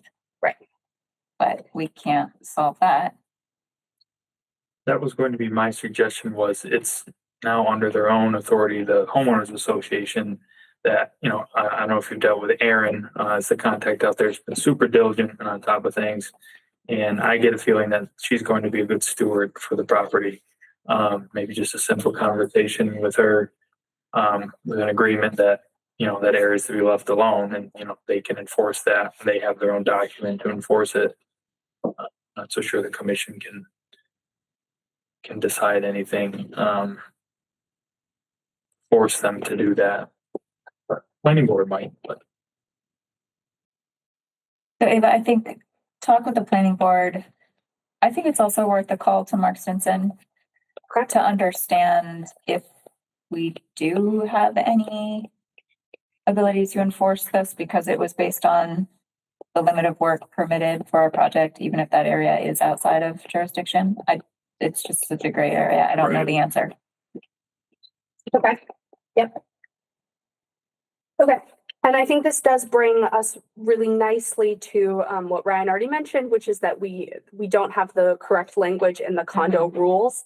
Yep. And perhaps the fact that we don't have the correct language, I mean, I guess I understand that this was the contractor's work likely here, but I think we will see these lawn encroachments continue to occur, particularly once the silt fence is gone. Right. If we don't have this really nailed shut. That explicitly the HOA rules need to include all of the in perpetuity conditions of our order of conditions. Yeah.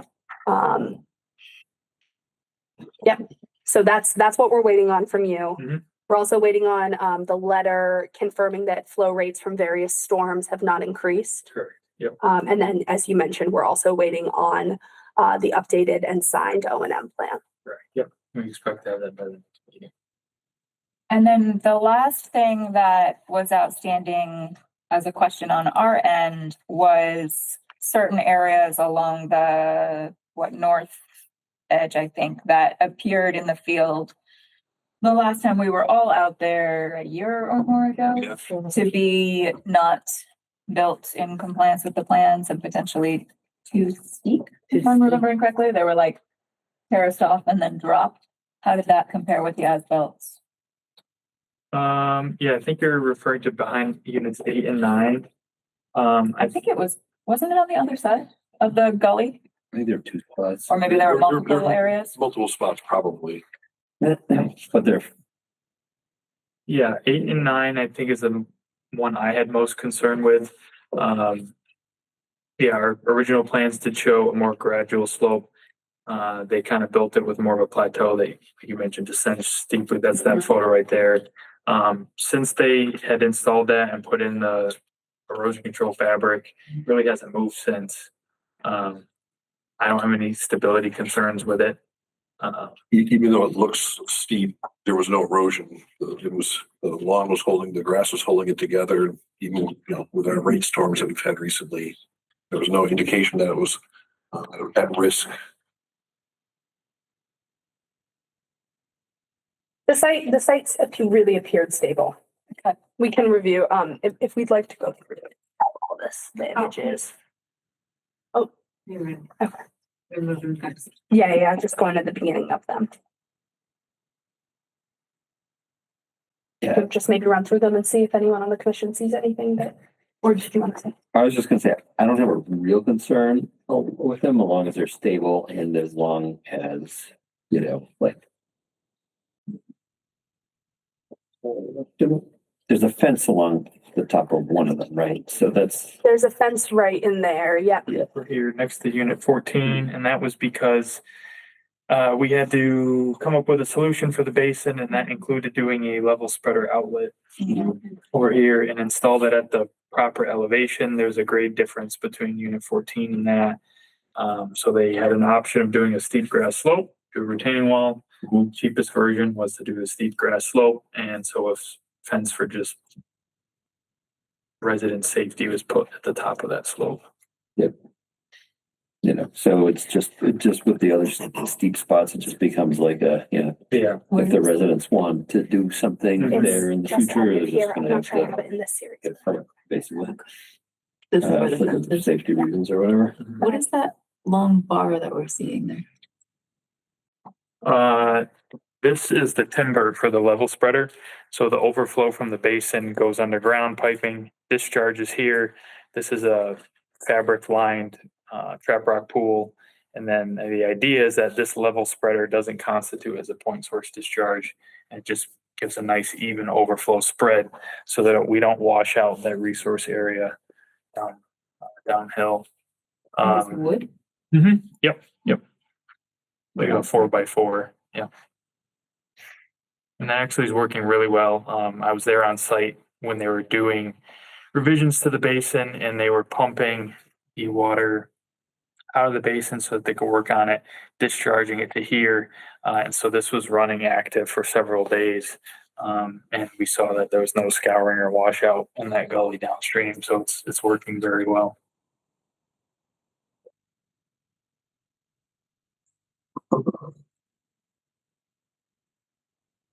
I'm looking for an image of the fence, Julie, I'm sorry, I'm not able to find one. We walked by it, but Yeah, might not have a photo of it. well, the issue with this site is that I have too many site visit folders over the years.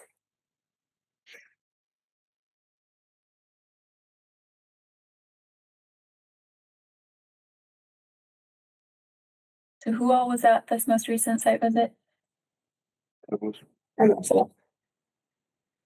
And Jay, you weren't concerned about the steep areas we had questions? No, the areas that I thought were concerned looked in pretty good shape. So I was a little surprised there wasn't, something going on there. So I was pleased. I will say the sign references the Chicopee wetlands. Yeah, that's I don't think that's our jurisdiction either. Wow. That should get fixed. Yeah. They had the signs left over from some of their projects. We get that fixed. I can ask, yeah. They can just put an Easthampton over it or something. We don't have one yet, so. We'll put an asterisk next to it then. Easthampton asterisk. You could violation. you could white paint it over, probably be acceptable.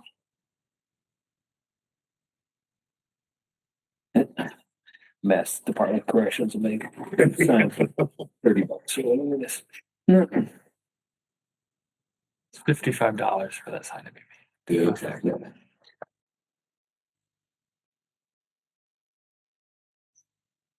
I think we're in this area of steeper slopes back here. Is that correct?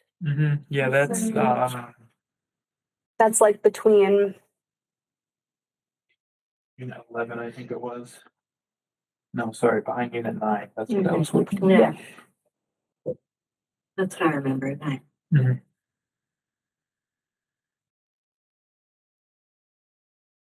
We can hope that they've made it so steep that it will be the opposite of encroachment, because I'll just look up for a while because it's too hard to mow. right. So now we have all the images of our flag, of our posts in all the different angles. This I think really shows the 20 feet. Yes. And where the wetland is. I've received permission from the homeowners association to bring the city councilors on the ordinance committee. We're looking for a wetland field trip. This is the textbook. To understand the differences in protections. And I did call up the homeowners association and see if they would feel comfortable with the city councilors taking a look at their property, and they did give me permission. Great. Because I really do feel like this case. It just perfectly illustrates the necessity for an ordinance. This is the resource area right here. Yeah. Also, it's, I feel like so rarely do we have a resource area that's so textbook, that someone who doesn't know anything about wetlands will be able to be like, yeah, that's a wetland. Yeah. Where is that? That's the bottom of the Unit slope. 6. Oh, okay. That's the Out isolated. of curiosity, is it functioning as a vernal pool right now? So I looked in this same planning board special permit. Ryan Nelson confirmed that there were no vernal pools on site in 2020. Right, we did a ANRAD or an RDA, I think, before the NOI for the delineation at the time. And the Conservation Commission requested that the planning board put a condition in their special permit that you watch it for a season to confirm that there were no that there were no vernal pools on site. I haven't done an analysis this year. This is obviously 5 years old. So things can change. That's right. You didn't have any peepers when you. Not when we were out there, I didn't. And here's the location of the other encroachment, another post in the middle of the field. This one I had less concern with because it's facing the street. There's not a resource area right there. But still, it undermines the meaning Right. of the pink posts. Right.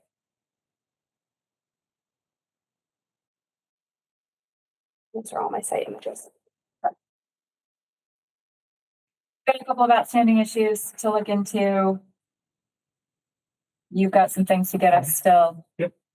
All right. Shall we look to continue this to the next meeting?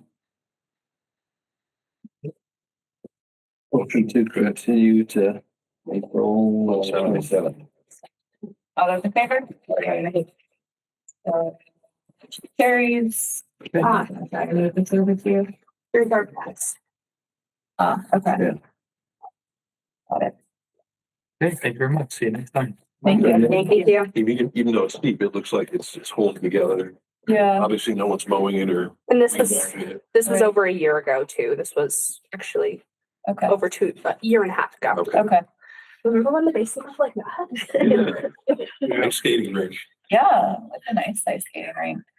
Nice stone around it. Okay, moving on.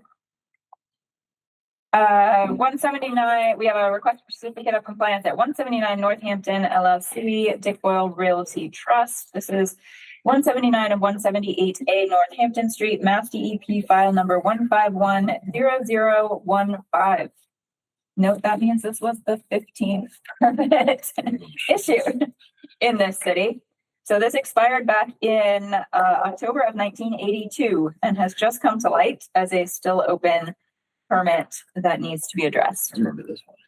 So Ava has been doing some sleuthing. Want to bring us up to speed. Do we have anyone here for this item or? Yes, I'm Okay. here. Hi, I'm Allie Schoen. Can you hear me? We can. Okay, great. Yes, I represent 179 Northampton Street. Allie, do you have any background that you'd like to provide the commission, or would you like me to just jump into what I've uncovered? So I can just say that we have done nothing that, to our knowledge, since ownership, to change anything that was in place in 1982. So we haven't added on or done anything that would encroach in any of the space behind the building. Okay, all right. So let's go for a journey. So the journey starts with the order of conditions, this lovely 3-page typewritten document that has 2 clues for us. It has condition 14, all stone used to construct the outlet flowway shall be a minimum of 10 inches in size and shall be placed so as to assure its stationary position in the future. 15, head wall at outlet shall be a minimum of 8 inches in thickness. 16, maximum drop of 14-inch drain pipe shall not exceed 4.2 feet from origin to outlet. So all we know from the documents we have is that we've got an outlet. We were supposed to have a head wall. We didn't see a head wall. Oh, right. Jay, you're jumping the story. So we don't know anything else. We're going to make some assumptions here. This property was built in the 80s, permitted in 79. We're going to assume that they perhaps permitted the building of the structure in the parking lot through this order of conditions. Maybe. Okay. Next clue we have the minutes notebook from 1978. Amazing. Okay. And we have some very challenging. We thought our outdated laptop was bad. We have some very challenging cursive. Thank God I was forced to write in cursive in 6th grade, because I guarantee you all, your next agent in 20 years will not know how to read this. Maybe I'll still be here. Who knows? Okay, You better be. Oh, yeah. Okay, all right. So we've got a lot of administrative stuff. The commission in 1979 loved to write down every administrative order, and very little actual information was my analysis. Dick Boyle was represented by an attorney. He answered questions on site plans. We do not have these site plans. City Hall doesn't have these site plans. The registry doesn't have these site plans. We really looked for these site plans. Okay. Dick Boyle, an attorney, answers questions on site plans, mainly about drainage ditch within 50 feet of building. There's another clue that they were permitting the building. Proposed building is what I'm going to input here. And when he says drainage ditch, I think he's referring to the stream. Elevation from Route 10 is blank. Berm on back of lot. Culvert has no drainage. I'm just reading what we have in the minutes. Roof drainage occurs 12 feet from head wall to ditch. That's that drainage ditch. To slow velocity from 16-inch pipe, drain in back of lot, curves it into drainage ditch. Suggest following standard conditions. Get back to us about the elevation from Route 10, which they didn't. Estimated flow is 150 gallons per minute, which is not very much if you convert that to CFS. So,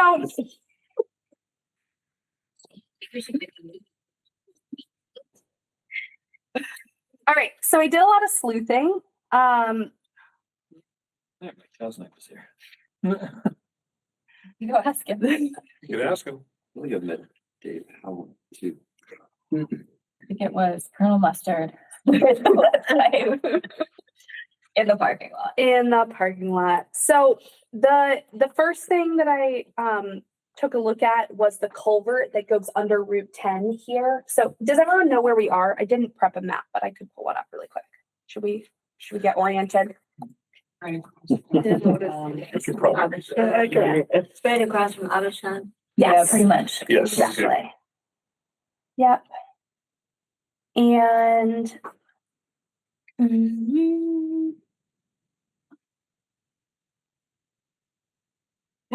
How did you say this even came up? Covered when somebody's doing a title search and they need to get cleaned up before things can happen. so this is the property we're talking about here. This is the property that the order of conditions was attached to, 179 Northampton Street. But back in the 70s, when this project was permitted, this property behind it that includes the drainage ditch was part of 179 Northampton Street. It was all connected. Yes, they did. Yeah, I was reading it. So I was on the visit. there was what I felt was a red herring. I spent a while over in this culvert here trying to figure out if the conditions and the minutes referred to the culvert, and things really weren't adding up. The culvert was probably installed when they put in Route 10. It didn't make sense. I had a conversation with Julie, thank you, Julie, who indicated that this was probably about some piece of stormwater management system, which led me to a different part of the property all the way over here, where we came upon a stormwater basin. Came up on a stormwater basin. Let's get to the basin. I'm that building over the years. Oh, yeah. Yeah. I think it was Valley Medical in that building at one point, but like, pediatrician was in that building. Manhattan Internal Medicine. Oh. Yeah. Okay, so here's our stormwater basin. For reference, we're like back here right now. And So we're on the other parcel? we are on the other Okay. parcel. Yep, we're on the other parcel. We are on 181 Northampton Street. And we have this outlet flow structure. This appears to be a wet basin. Each time I was there, it had a small amount of water in it, something that looked like that. And this basin, there it is, overflowed here. So that to me looks like it's about 14 inches. And then the distance referred to in the minutes, let me just pull them up again.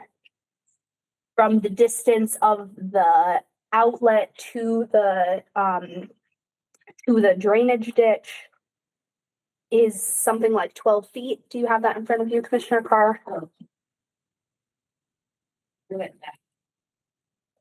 First.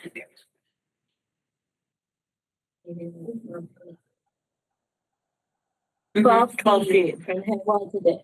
Right. So that distance looked right, given where the ditch came out. Here, this is a wide angle lens photo. You can see the stream down here. You can see a bunch of installed riprap. And there's our stream, and it bends around the building. There's a place in the minutes where they talk about it bending around the building. I feel fairly certain, particularly given that I didn't see any other outlets, that this is the one that was permitted, that was being discussed in the minutes. Now, if you remember the operative word, both in the conditions and in the minutes, several times they refer to head wall. Right. And so we were not able to locate any evidence of a head wall at this outlet. Could it be buried? If they would have put riprap over the top of it. I think that's the head wall. Is this type of plastic, did we have this in the 70s? Or is this newer than that? I would assume it's been there a while. So you can see it's breaking down just from ultraviolet How big are those stones? Those stones, They don't match the size in the description. No, They're not 10 smaller. inch. No, they're smaller, 6 inches. We didn't measure them all. We just, Do they appear to have had their stationary position assured into the future? To fill the Albert Hall right it was all stable. So, I mean, Yeah. it's not going anywhere. I will say Commissioner Ryan in the field had more of I was really like, this is not what was permitted when we were out in the field. Commissioner Ryan had more of an approach that was like, this site appears to be holding up okay. Is it stable? Mm-hmm. 47 years later. We didn't see any erosion concerns or conditions. You read through a couple years of minutes to see if it comes up again in the discussion. I did not. 5 or 6 years, that would be enough. That cursive was really hard. Yeah. That person is hard for me and I grew up. Did you see that? Did everyone try the Yeah. cursive? I didn't think it was that. That was one of Ava's first comments and she called me It's and it like- cracked me up. Better than mine. It wasn't the really dense stuff. It's like all. Look at It's it. almost sideways, it's almost curving. Yeah, it looks like But you can grandma's right. develop, how that flows and. An art. All right, Lost how art. about we just issue By it? my standards, that's really good. Yeah, I feel like you have, uncovered as much as we're going to uncover. Yes. Yeah. We don't have plans. It looks like the sort of structure that would have been built in the 70s. It's not something we would approve today, but that is not the question at No, it's hand. not. It's not. So, yeah, I think you've done your due diligence. Nothing was grossly out of compliance. Yeah. The resource area seems moderately protected. There's not serious encroachment down into the resource area. Yeah, we also did a little examination of historic aerials. It doesn't appear like anything has really changed since the building was built. So we're not concerned that there was some major unpermitted thing that happened later. I think this is the best we can do with this one, given its age and the utter absence of details.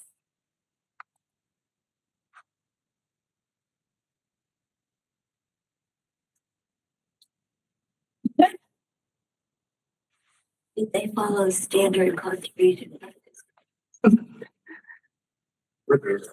Any further questions or discussion?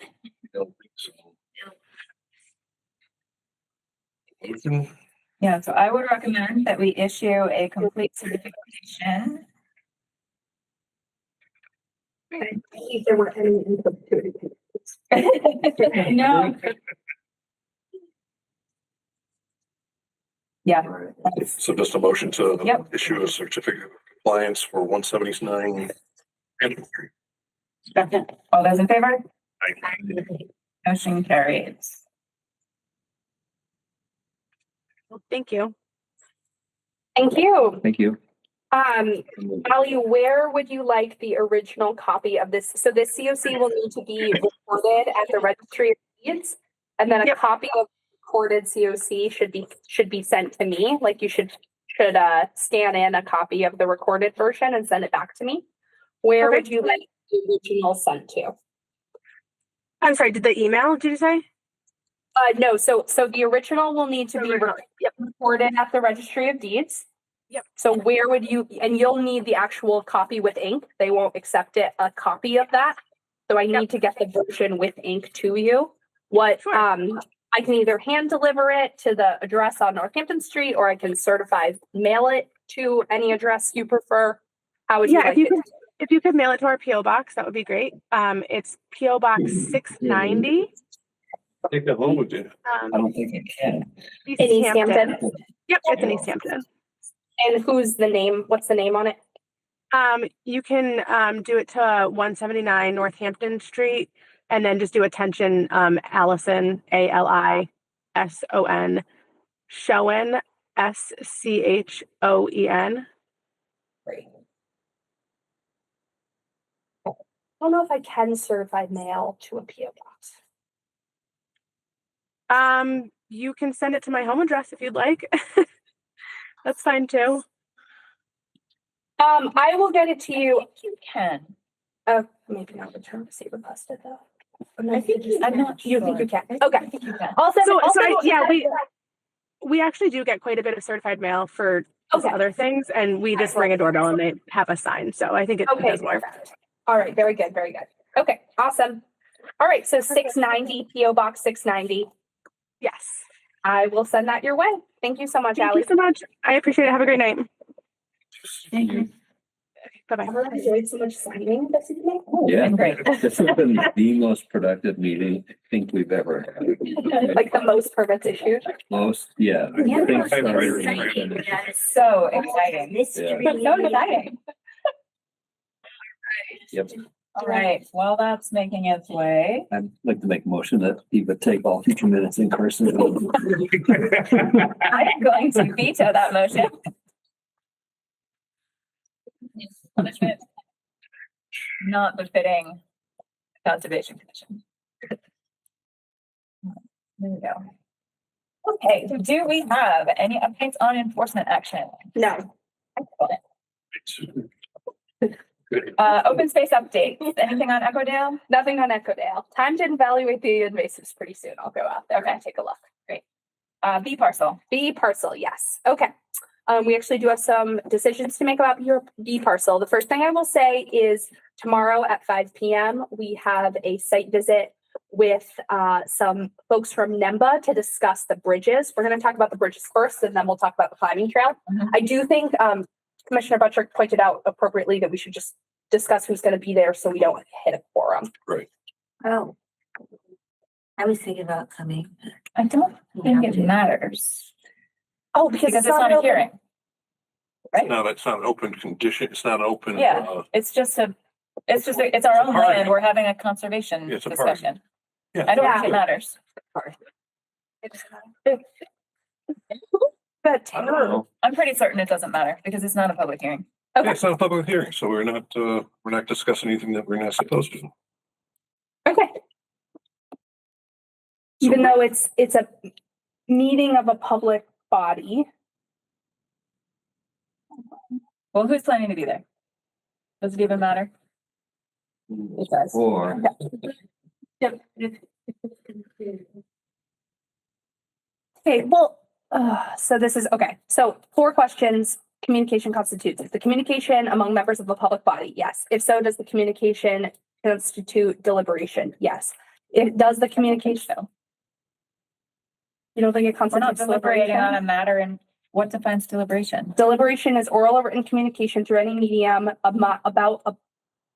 between or among a quorum of a public body on any public business within its jurisdiction. So this is, I guess it does. yeah, What's the next question? no, I mean, that's, okay, so Is that it? does the communication involve a matter within the body's jurisdiction? And if Yeah. so, does the communication fall within an exemption? Let me just check the exemptions really fast. It's another gray area. It's not really jurisdiction. It's just, I know. it's a property we manage. Right, but It's not our, no, but one of the jurisdictions of the Conservation Commission as laid out in like the Conservation Yeah. Commission law is maintenance of the town's conservation Yeah. area. So what if we just observe and don't discuss anything? used to do. we have to discuss though, because we're trying to identify Because we're trying to talk. the right But if size some of of these us don't bridges. Well, yeah. That doesn't matter. You have that condition of these meetings. May attend. Can we continue the meeting to the site visit? For this item? Right, so moving forward, I guess something we can do is we could post something like this publicly, And say and then it's a it could public be a meeting. meeting of the Conservation Okay. Commission, but then it can only happen Yeah, with a right. quorum. So then it's like, we need to know ahead of time whether, are we gonna have a quorum or are we not gonna have a quorum? Didn't we have this at East, and if we wanted to go, we had to go in ships. We I know could- you can't do that with us. Right, So where does that leave us? I think only 3 of you Somebody can has come. to bow out. I hike there all the time. I don't have to go either. Okay, Commissioner Carr, I'd be happy to stick around and catch you up if you wanna, come by towards the tail end. Okay, all right, so that's 5 p.m. tomorrow. We're meeting at the Bernie Ave entrance. And we're discussing, four bridges. There's the reconstruction of the bridge entering the site, right? So that's gonna just require some maintenance, but we'll talk about with the mountain bikers what kinds of lumber they're gonna need for that. So the commission's paying for the materials here. So this is like part of what we're doing today is at this meeting is getting a shopping list. There's the bridge that crosses the stream. Do we want photos of these as I talk about them? No. Okay, we know what the big one crossing the stream. Okay, so I did go back out and get bankful width measurements across the stream. It obviously varies a lot. So for the largest new crossing, the one that crosses based on an actual understanding of bankful width, not floodplain, I got that it averages to 7 feet and a half an inch. That sounds much more reasonable. Yes, and so we're going for 1.6 times bankful width, right? 1.2. 1.2 times bankful width. Okay. And I'll have that calculation by the time that we do that. 8.8, so Nice. Okay. 9 feet. Okay. Should be doable for what we're looking at construction. Yep. We're going to be figuring out the best location for it. This is what we'll all do on site tomorrow with the mountain bikers. Okay, then there's a small stream on the way to the pond. That's the other one that has a bank full. And these were my measurements. I just got 6 because it spills out into a BBW up gradient and it like really changes down gradient as well. So 2 feet 9 inches on average as bankful width there. So that's a nice small one. The third location is a spot that I identified last fall as a spot that might get wet. Not a more of a wetland crossing than a stream crossing. And sure enough, it's spring. It's muddy in that spot. Okay. So that's a spot where we want to build a bike appropriate bog bridge equivalent. Yep. So not a bankful width situation, just some kind of bog bridge to get through there. Makes sense. That's the bridge plan. Any questions? No. Awesome. 5 p.m. tomorrow at Bernie Ave. Great. Okay. Bernie Ave is the only entrance, right? I The don't know only- the street name, but The only legal entrance. yes. Okay. Okay. Now on to the mountain bike climbing trail. So we have 2 proposals ahead of you. The first one you've seen before. This is our one from Steve Ribberty for the habitat consulting component of the work. Yep. And now we have but we haven't yet signed it. I'm not sure the commission has fully, I'm not sure if we fully agreed to, I think we informally decided we were going to pursue this, but now that we have the mountain bike, the trail construction piece in alignment too, I think we should move forward with signing these if the commission still feels good with Steve Ribberty's habitat assessment and report work. There was some question or discussion about talking to him about making this match up so that he and the mountain biker design folks were talking. Yes. Is that incorporated into this or do we need it to be updated? Yes, I think that is incorporated into this Okay. site walk and layout coordination with Okay. you. I'm fairly certain, I mean, we've been in communications that site walk will include himself and Walker Metcalf if the commission decides to go with him to actually design the trail. Okay. And this reptile protection plan, that's not something we necessarily will need. Yep. But I think what I'll do is I'll open a PO for this full summation amount Mm-hmm. and then we can And just close it. Yeah, you can just do not give a notice to proceed for the plan unless we need it. Exactly. Yep. And I don't think Steve's a pretty honest guy. I don't think he would go with that. Okay. So that's the Steve side of things.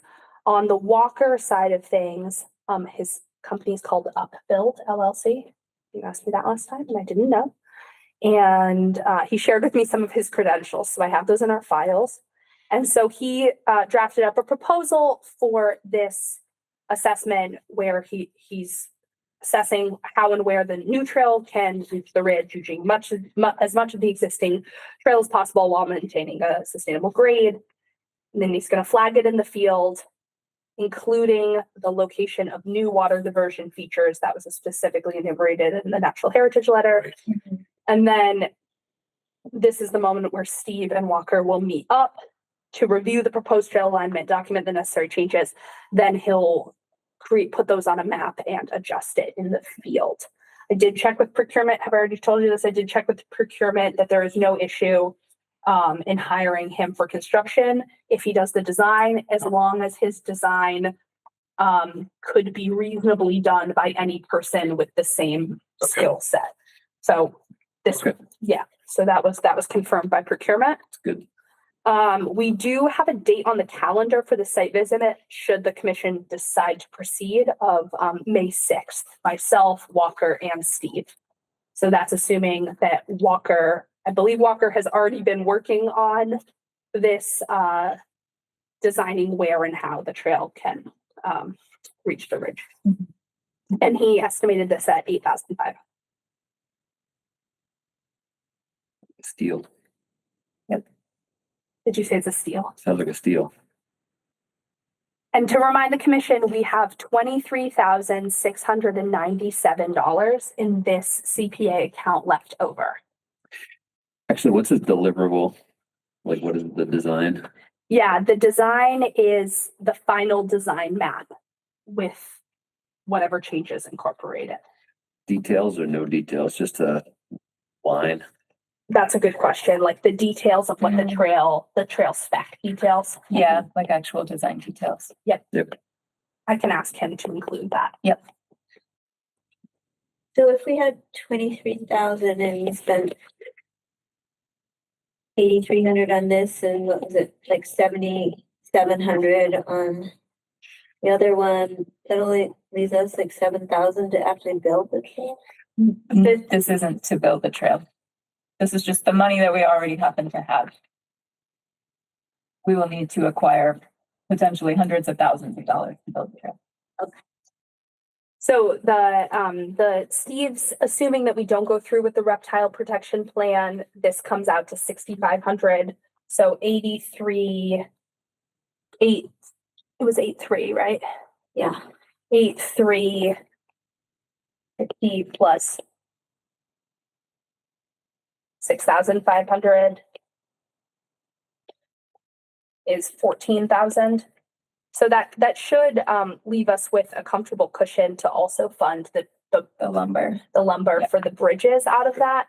And yeah, I mean, I will just say, like, those CPA dollars were originally intended for the permitting required for a different project. And I think in some ways it's like an incredible, I think it's a wonderful in alignment usage of what that of the vision of those CPA dollars. And I feel really pleased that we've been able to act on them, because I know other inactive projects, the CPA committee has been really aggressive in taking those funding back so they can reappropriate them to other projects. Yeah, makes sense. Cool. Great. All right. So is the commission good for me to sign both of these proposals? Any concerns other than adding the trail specs? Details, yeah. Yep.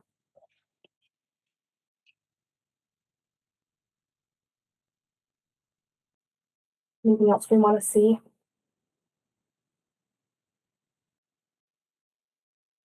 I think so. Great. One more note about the bridges, just so that we are all on the same page going into the site visit tomorrow. The reconstruction of the existing bridge can be done whenever, but the all new bridge construction has to wait until after November 1st. Because of Natural Heritage's response letter. That's right. Okay. So we're just going to really hammer that down. Yeah. Sounds good. Great. All right. That's all I have on B parcel. Great. Moving on to compliance update. I don't have your list in front of me. Which ones do we need to discuss? I will share. I'll share L Tasty Top. I just have their most recent. It's been a minute since we've looked at one of the combined reports that Greg Russo, our consultant, has been putting together. Essentially, the project is proceeding as planned, as permitted, which there have really not been any major hiccups so far, which is great to hear. I'm sure you guys have been driving by it, so you know the status somewhat of the construction, that the daycare center is under construction, the bank is almost done. They are still intending to build the new wetland crossing, the new stream crossing this summer. And Brian asked permission to begin tree clearing in that area. The erosion and sediment controls are already installed. So, and he's not doing stump removal at this time, just the actual felling of the trees in the area closest to the bridge. Not our jurisdiction, but presumably they have an Army Corps permit? Or would they not? Maybe Yeah, not, would it? because they're mostly upland. Yeah, they're usually direct impacts or something like that. And but you know, it's like a whole list of different things. But it definitely would have been under their NIPD's construction permit.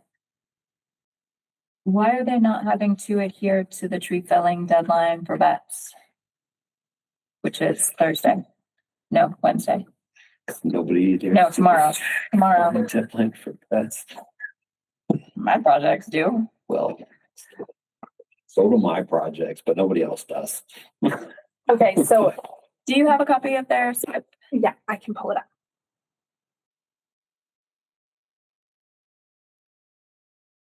I think a lot of sites just don't have bats nearby that are, you know, like no hibernacula, no like the no roof things or I don't know. Maybe, but they have so much tree clearing. I would be shocked if they hadn't tripped it.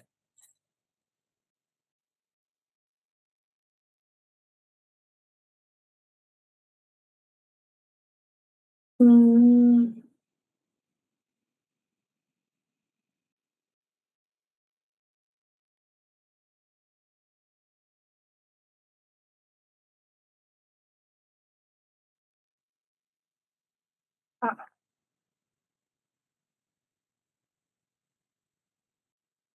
you want to send me to a specific plot spot in this? We're looking for the endangered species section. Yep, we just passed it. Mhm.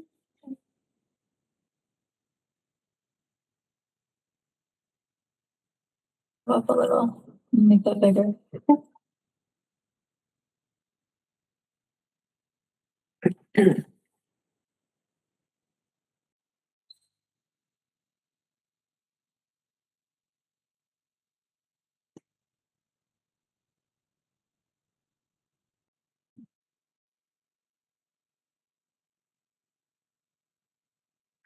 Do you want to see their letter from? Yeah. You have it attached, it should be.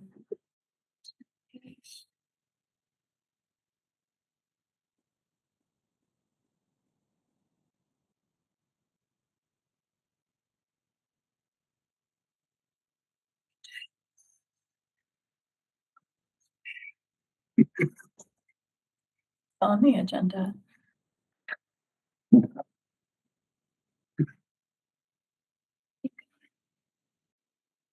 For the first place, there's a checkbox.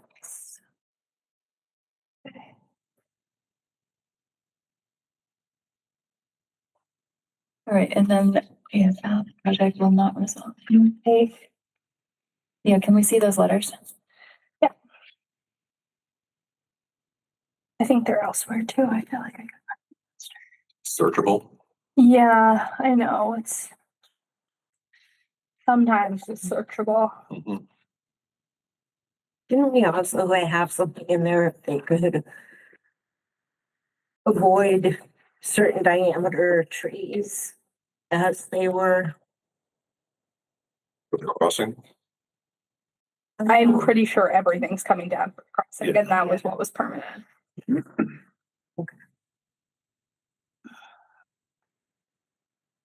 I'm sorry, Julie, this folder is just, there's just an unbelievable amount of material in here. And they will be out there when they're working on this. Yes.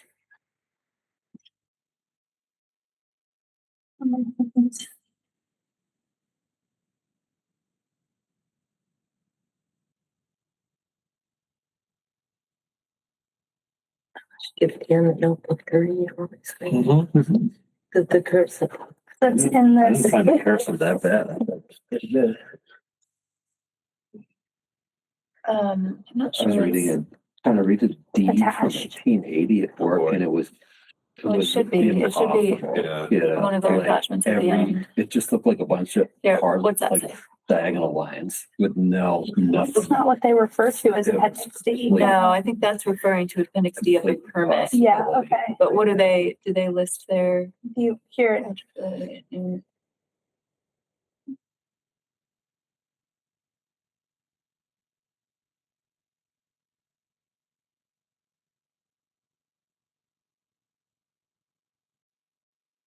They say their letters are attached, but I don't think they are though.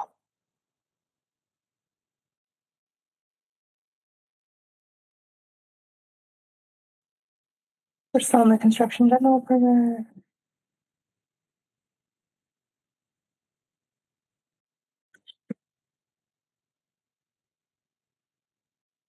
Now we're into, I'm a little confused. There's a different appendix D. yeah, one is their appendix D and one is Or appendix. CGP's appendix D. Okay, and it's not gonna be in their MIPA approval. We're looking for their natural heritage approval. No, it would be US Fish and Wildlife. Okay.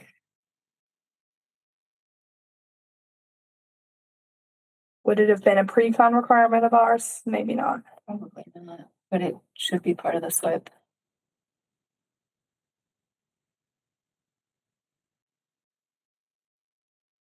We can poke around for it later.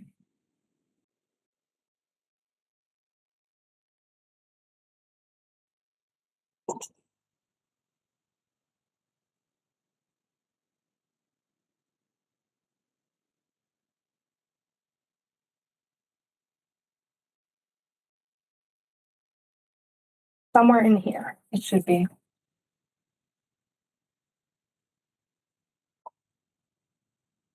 What if we search by the number?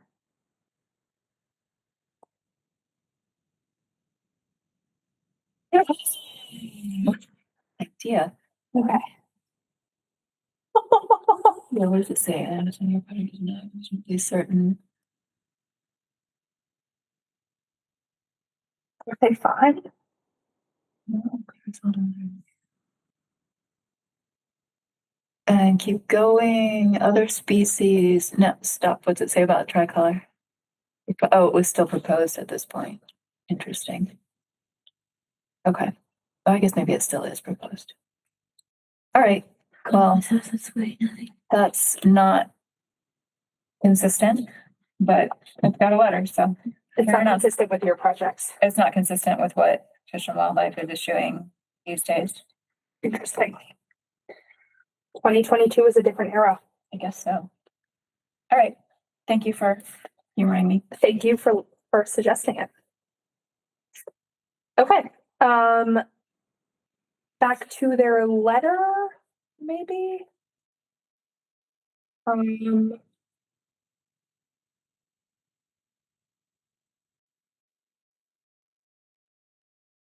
There's the silt fencing along the bank. The various settling basins. It's looking good. Okay. That's really the update, is that things are looking good. And that it's really helpful, as always, to have Greg Russo on this, because it is such a massive project and there are so many pieces to track with it. Yep. Have they put in any stormwater basins, piping, anything like for part of permanent controls? Yeah. Mm-hmm. They have. Okay. I guess we should, just make sure that elevations and sizes are correct and those kinds of things. Yeah. Yep. Maybe Greg's doing that. I believe he is. I think he's cross-referencing with the plans. Well, there should be, I think, certain moments when the city engineer needs to look at them also. I don't know if they've crossed any of those yet. Don't think we have, but yes. Okay. Yeah. We're doing budget wise. I don't know. Okay. I was like, this is not my project. I have no idea how their budget is. I mean, yes, on the peer review. Oversight. Yes. Hold on. Let me just double check. I think we're doing okay because we haven't started the really expensive piece of it yet, which is when Greg is going to be out there every day.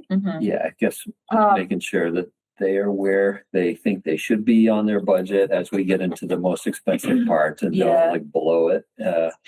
Yeah, and Yeah. Greg has also, I think, been really responsible in combining, because he's coming from Worcester, so in combining his time with other site Sure. visits out west whenever possible, which has reduced costs to this project. Yep. So these are the invoices I've received so far. They still have 59,913 remaining per the last invoice I've received. Yeah. Okay. Of the 81, I believe, is what our initial check was for. Yep. Okay. Good. Great. All right, fabulous. Okay, the next one I have an update for is the Nashawanack Pond retaining wall, which is Q. Yep. So it is bidded. And speaking of budgets, I'm pleased to report it came in under budget. Again, Nice. not particularly relevant to the Conservation Commission, but fabulous. It was bidded at 69,000. I heard a rumor from a fisherman that he was like, Jay heard this rumor too. We were out there taking a look at the fishing platform, and he was like, I hear the city's paying $1.2 million to replace the retaining wall. And he was like, I could do it with a couple planks for $40. So it was a great public education moment to say it actually came in under bid. It's $69,000, not one very quick to correct him. Totally. And also they're replacing it with stone as the commission permitted. It's going to be a much stronger, longer lasting structure. So That was a big fish you caught. So it is bidded, and the pre-construction financing meeting is this Thursday, so not the on-site Conservation Commission site, where CPA is also funding it. So I'm involved in lots of ways on this project. Okay. And it will be constructed this season after Lady Slipper season. Great. I'm gonna make sure it happens after Lady Slipper season. I just don't want it for no reason other than I don't want the public input on that. Yep. Okay. And that's all I have for active projects. Okay. General business, meeting minutes from March 23rd. Have folks had a chance to review those? Yes. Anyone care to make a motion to accept the minutes? Motion to accept the minutes. Second. Did you have? Oh, no. Yeah, okay. All those in favor? Yes. Motion carries. Next item, water quality monitoring volunteer needed. Yeah, okay, so I just have I have like a little bit of a grab bag of issues under general business. Not all of them made it on the agenda. Okay, I can talk through them. I'll start with that one. So I do a site of Connecticut River Conservancy E. coli monitoring for them. This is a June through August commitment. It's weekly. You take a water sample and then you drive it to Damon Road in Easthampton. It's a great, or in Northampton. Yeah, thank you. And you have to get it there by 9 a.m. on Thursday morning. So it's a nice little early morning opportunity to get out, stick your hand in a body of water and grab a little bit of a water quality sample. Connecticut River Conservancy tests for E. coli all throughout the region throughout swimming season. And it's a really important database for the whole community to have, both from a public health and ecological perspective. So they're looking for one more volunteer in Easthampton to test at the Dwyer Conservation Area of Pascomics, down along the Manhan. So I just wanted to put that out there, both to the commission and also to the general public, that if you're watching this and you're interested in water quality monitoring for the Connecticut River Conservancy, you should reach out to them for the Easthampton site at Dwyer. It strikes me that the site monitor, Pascomics site monitor for Dwyer might be a good choice to be involved in that. I don't know if they can do the delivery. Yeah, it is kind of a commitment because it's every week. You can get subs as needed, but it's And like you have every to week. collect it that morning before 9, right? Exactly. Yeah, it's 'cause like there's a you whole time. collect it and then you get it to Damon Road by 9 a.m. And you have to keep it on ice. It's a little bit of a procedure. Yep. They give you a lunch box at the beginning of the season, and then you put ice in your lunch box. It's like Transformers lunchbox. It isn't really. I did it for them last season. It is, and I'll do it again this year. It's it's a really nice way to to participate in the gathering of this really important data that's very like live and real time and informs what people do that weekend in relation to our water bodies. Yeah. Okay, that's one. The next one I have for you is an event. So some of you might be aware of the City Nature Challenge. This is a worldwide bio blitz that happens the weekend of April 24th to 27th. So a bio blitz, if you're not aware of it, is when folks go out and try to identify as many species as possible in a specific area. These days, documenting typically through a platform like iNaturalist to get them in a centralized location. Western Mass has been involved in the City Nature Challenge now, apparently for a couple years. And Kestrel reached out to me to see if I would do an event in Easthampton, and I looped Pascomic in to do one at their conservation areas as well. So I still need to fix up the flyer, but I wanted to get it on your radar because it's happening the day before our next meeting. We're going to do like piggyback events, 11 a.m. walking with a naturalist in the floodplain at Dwyer with Marty Klein. I'll lead an iNaturalist training. That's a big part of the City Nature Challenge, is teaching people how to use iNaturalist. And then Marty will lead folks on a guided walk, which people will be encouraged to document species along the way. And then 1 p.m., I'll meet folks at Borkowski and I'll again run the iNaturalist training. And then I'm just going to send folks off into Borkowski. I don't really have anything I want to guide there yet until we have a trail that I feel excited about, but I did think it would be a great opportunity for us to just get more species documented at one of our larger conservation areas. So I don't know what kind of turnout we'll get. I've been a little late in the public. I've had there's been a lot going on in the city. So as we know, there are 5 public hearings. So I've been a little delayed in our in promotion, but wanted to get it on all of your radars. Great. And that's a Sunday, it looks like? That is a Sunday, yep. Okay. So 11 a.m. and then 1 p.m. Okay. Yeah, and I think Marty leads a great walk, so. Yeah, we were just at Hannahbrook the other day, and he's always sharing knowledge. He's a pro. And it's a really cool thing. I think, BioBlitzes are great because they just give us a lot of raw citizen science data. And it's cool to be part. For the larger cities, it's a competition of like who can get the most observations in this 4-day period from the 24th to the 27th. I will say Western Mass is not really a competitor given our population size, but we can still put in a good showing. Well, we should be because we've got more diversity. Totally. All right. And okay, lastly, I have an update for you on the Mass Ready Act. Do you all remember the Mass Ready Act? Yes. It is in front of the state Senate for a vote on Wednesday. It was referred by Ways and Means back to the state Senate. And I didn't get a chance to draft up a letter, but I did receive a correspondence from the Massachusetts Land Trust Coalition today that are urging 2 amendments that have been proposed to be adopted to the Mass Ready Act. And so I wanted to touch base with the commission and see if you would like to send a letter in support of these 2 amendments. Let me just run through them real quick. I can share. It's literally from my email. So I apologize for the informality. The first one, from my perspective, feels like a real no-brainer. It expands the annual cap on conservation land tax credits from 2 million to 5 million. So that's the tax credit procedure that allows landowners, when donating a portion of the value of their land to conservation, to get a pretty massive tax credit for that donation. Currently, apparently has a wait list over 2 years in order to be able to tap into that, because it has this $2 million cap. And then the other one, which I feel like is maybe something that as a municipality, I feel a little more mixed on, is adding a requirement for municipalities to hold a public hearing before waiving their right of first refusal to acquire land. So currently, the right of first refusal process doesn't involve the public at all. Generally, I think it's a great thing to get information out publicly as much as possible around conservation, while noting how sensitive it is. I think the one reason I have maybe some hesitation about this amendment is that, well, and maybe it's not even that relevant. It's just that the right of first refusal process is already so tight that to add any requirement in there could feel burdensome and prohibitive to actually being able to utilize it. But here we are talking about waiving it. So waiving your right of first refusal, as in deciding not to act on it.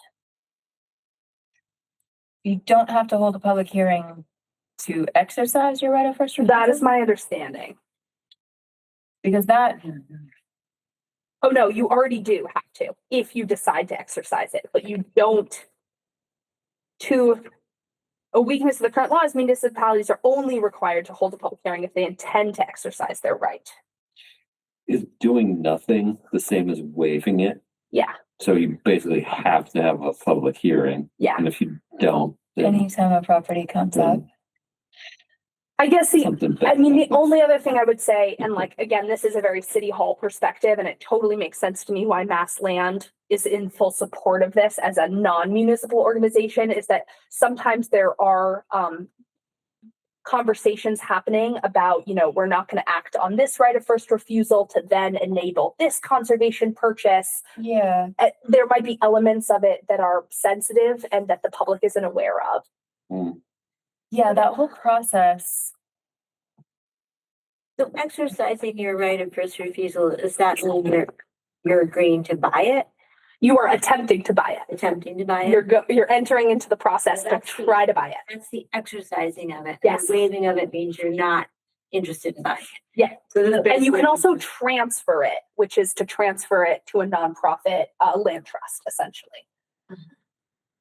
I would personally vote against it, but I don't represent the whole commission.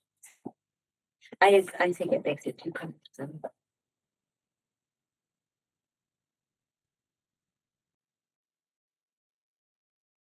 Yeah, I guess I'd be inclined not to support that one because Can you those support one and not conversations the are other? already, Okay. are always so, as you said, so sensitive around not wanting to reveal anything about what funds are available. Yeah, and what we might pay for something and right in advance. I'll support the 2 million to 5 million. Forget the other one. My inclination. Yeah. I agree with that. Okay, so I'll issue a letter tomorrow to our senator, to John Velas, supporting Amendment 30 to the Mass Ready Act. And I will say, I haven't had a chance to comb through it and see if any of the MACC recommendations that we issued a letter of support for were included yet. I literally got this email today.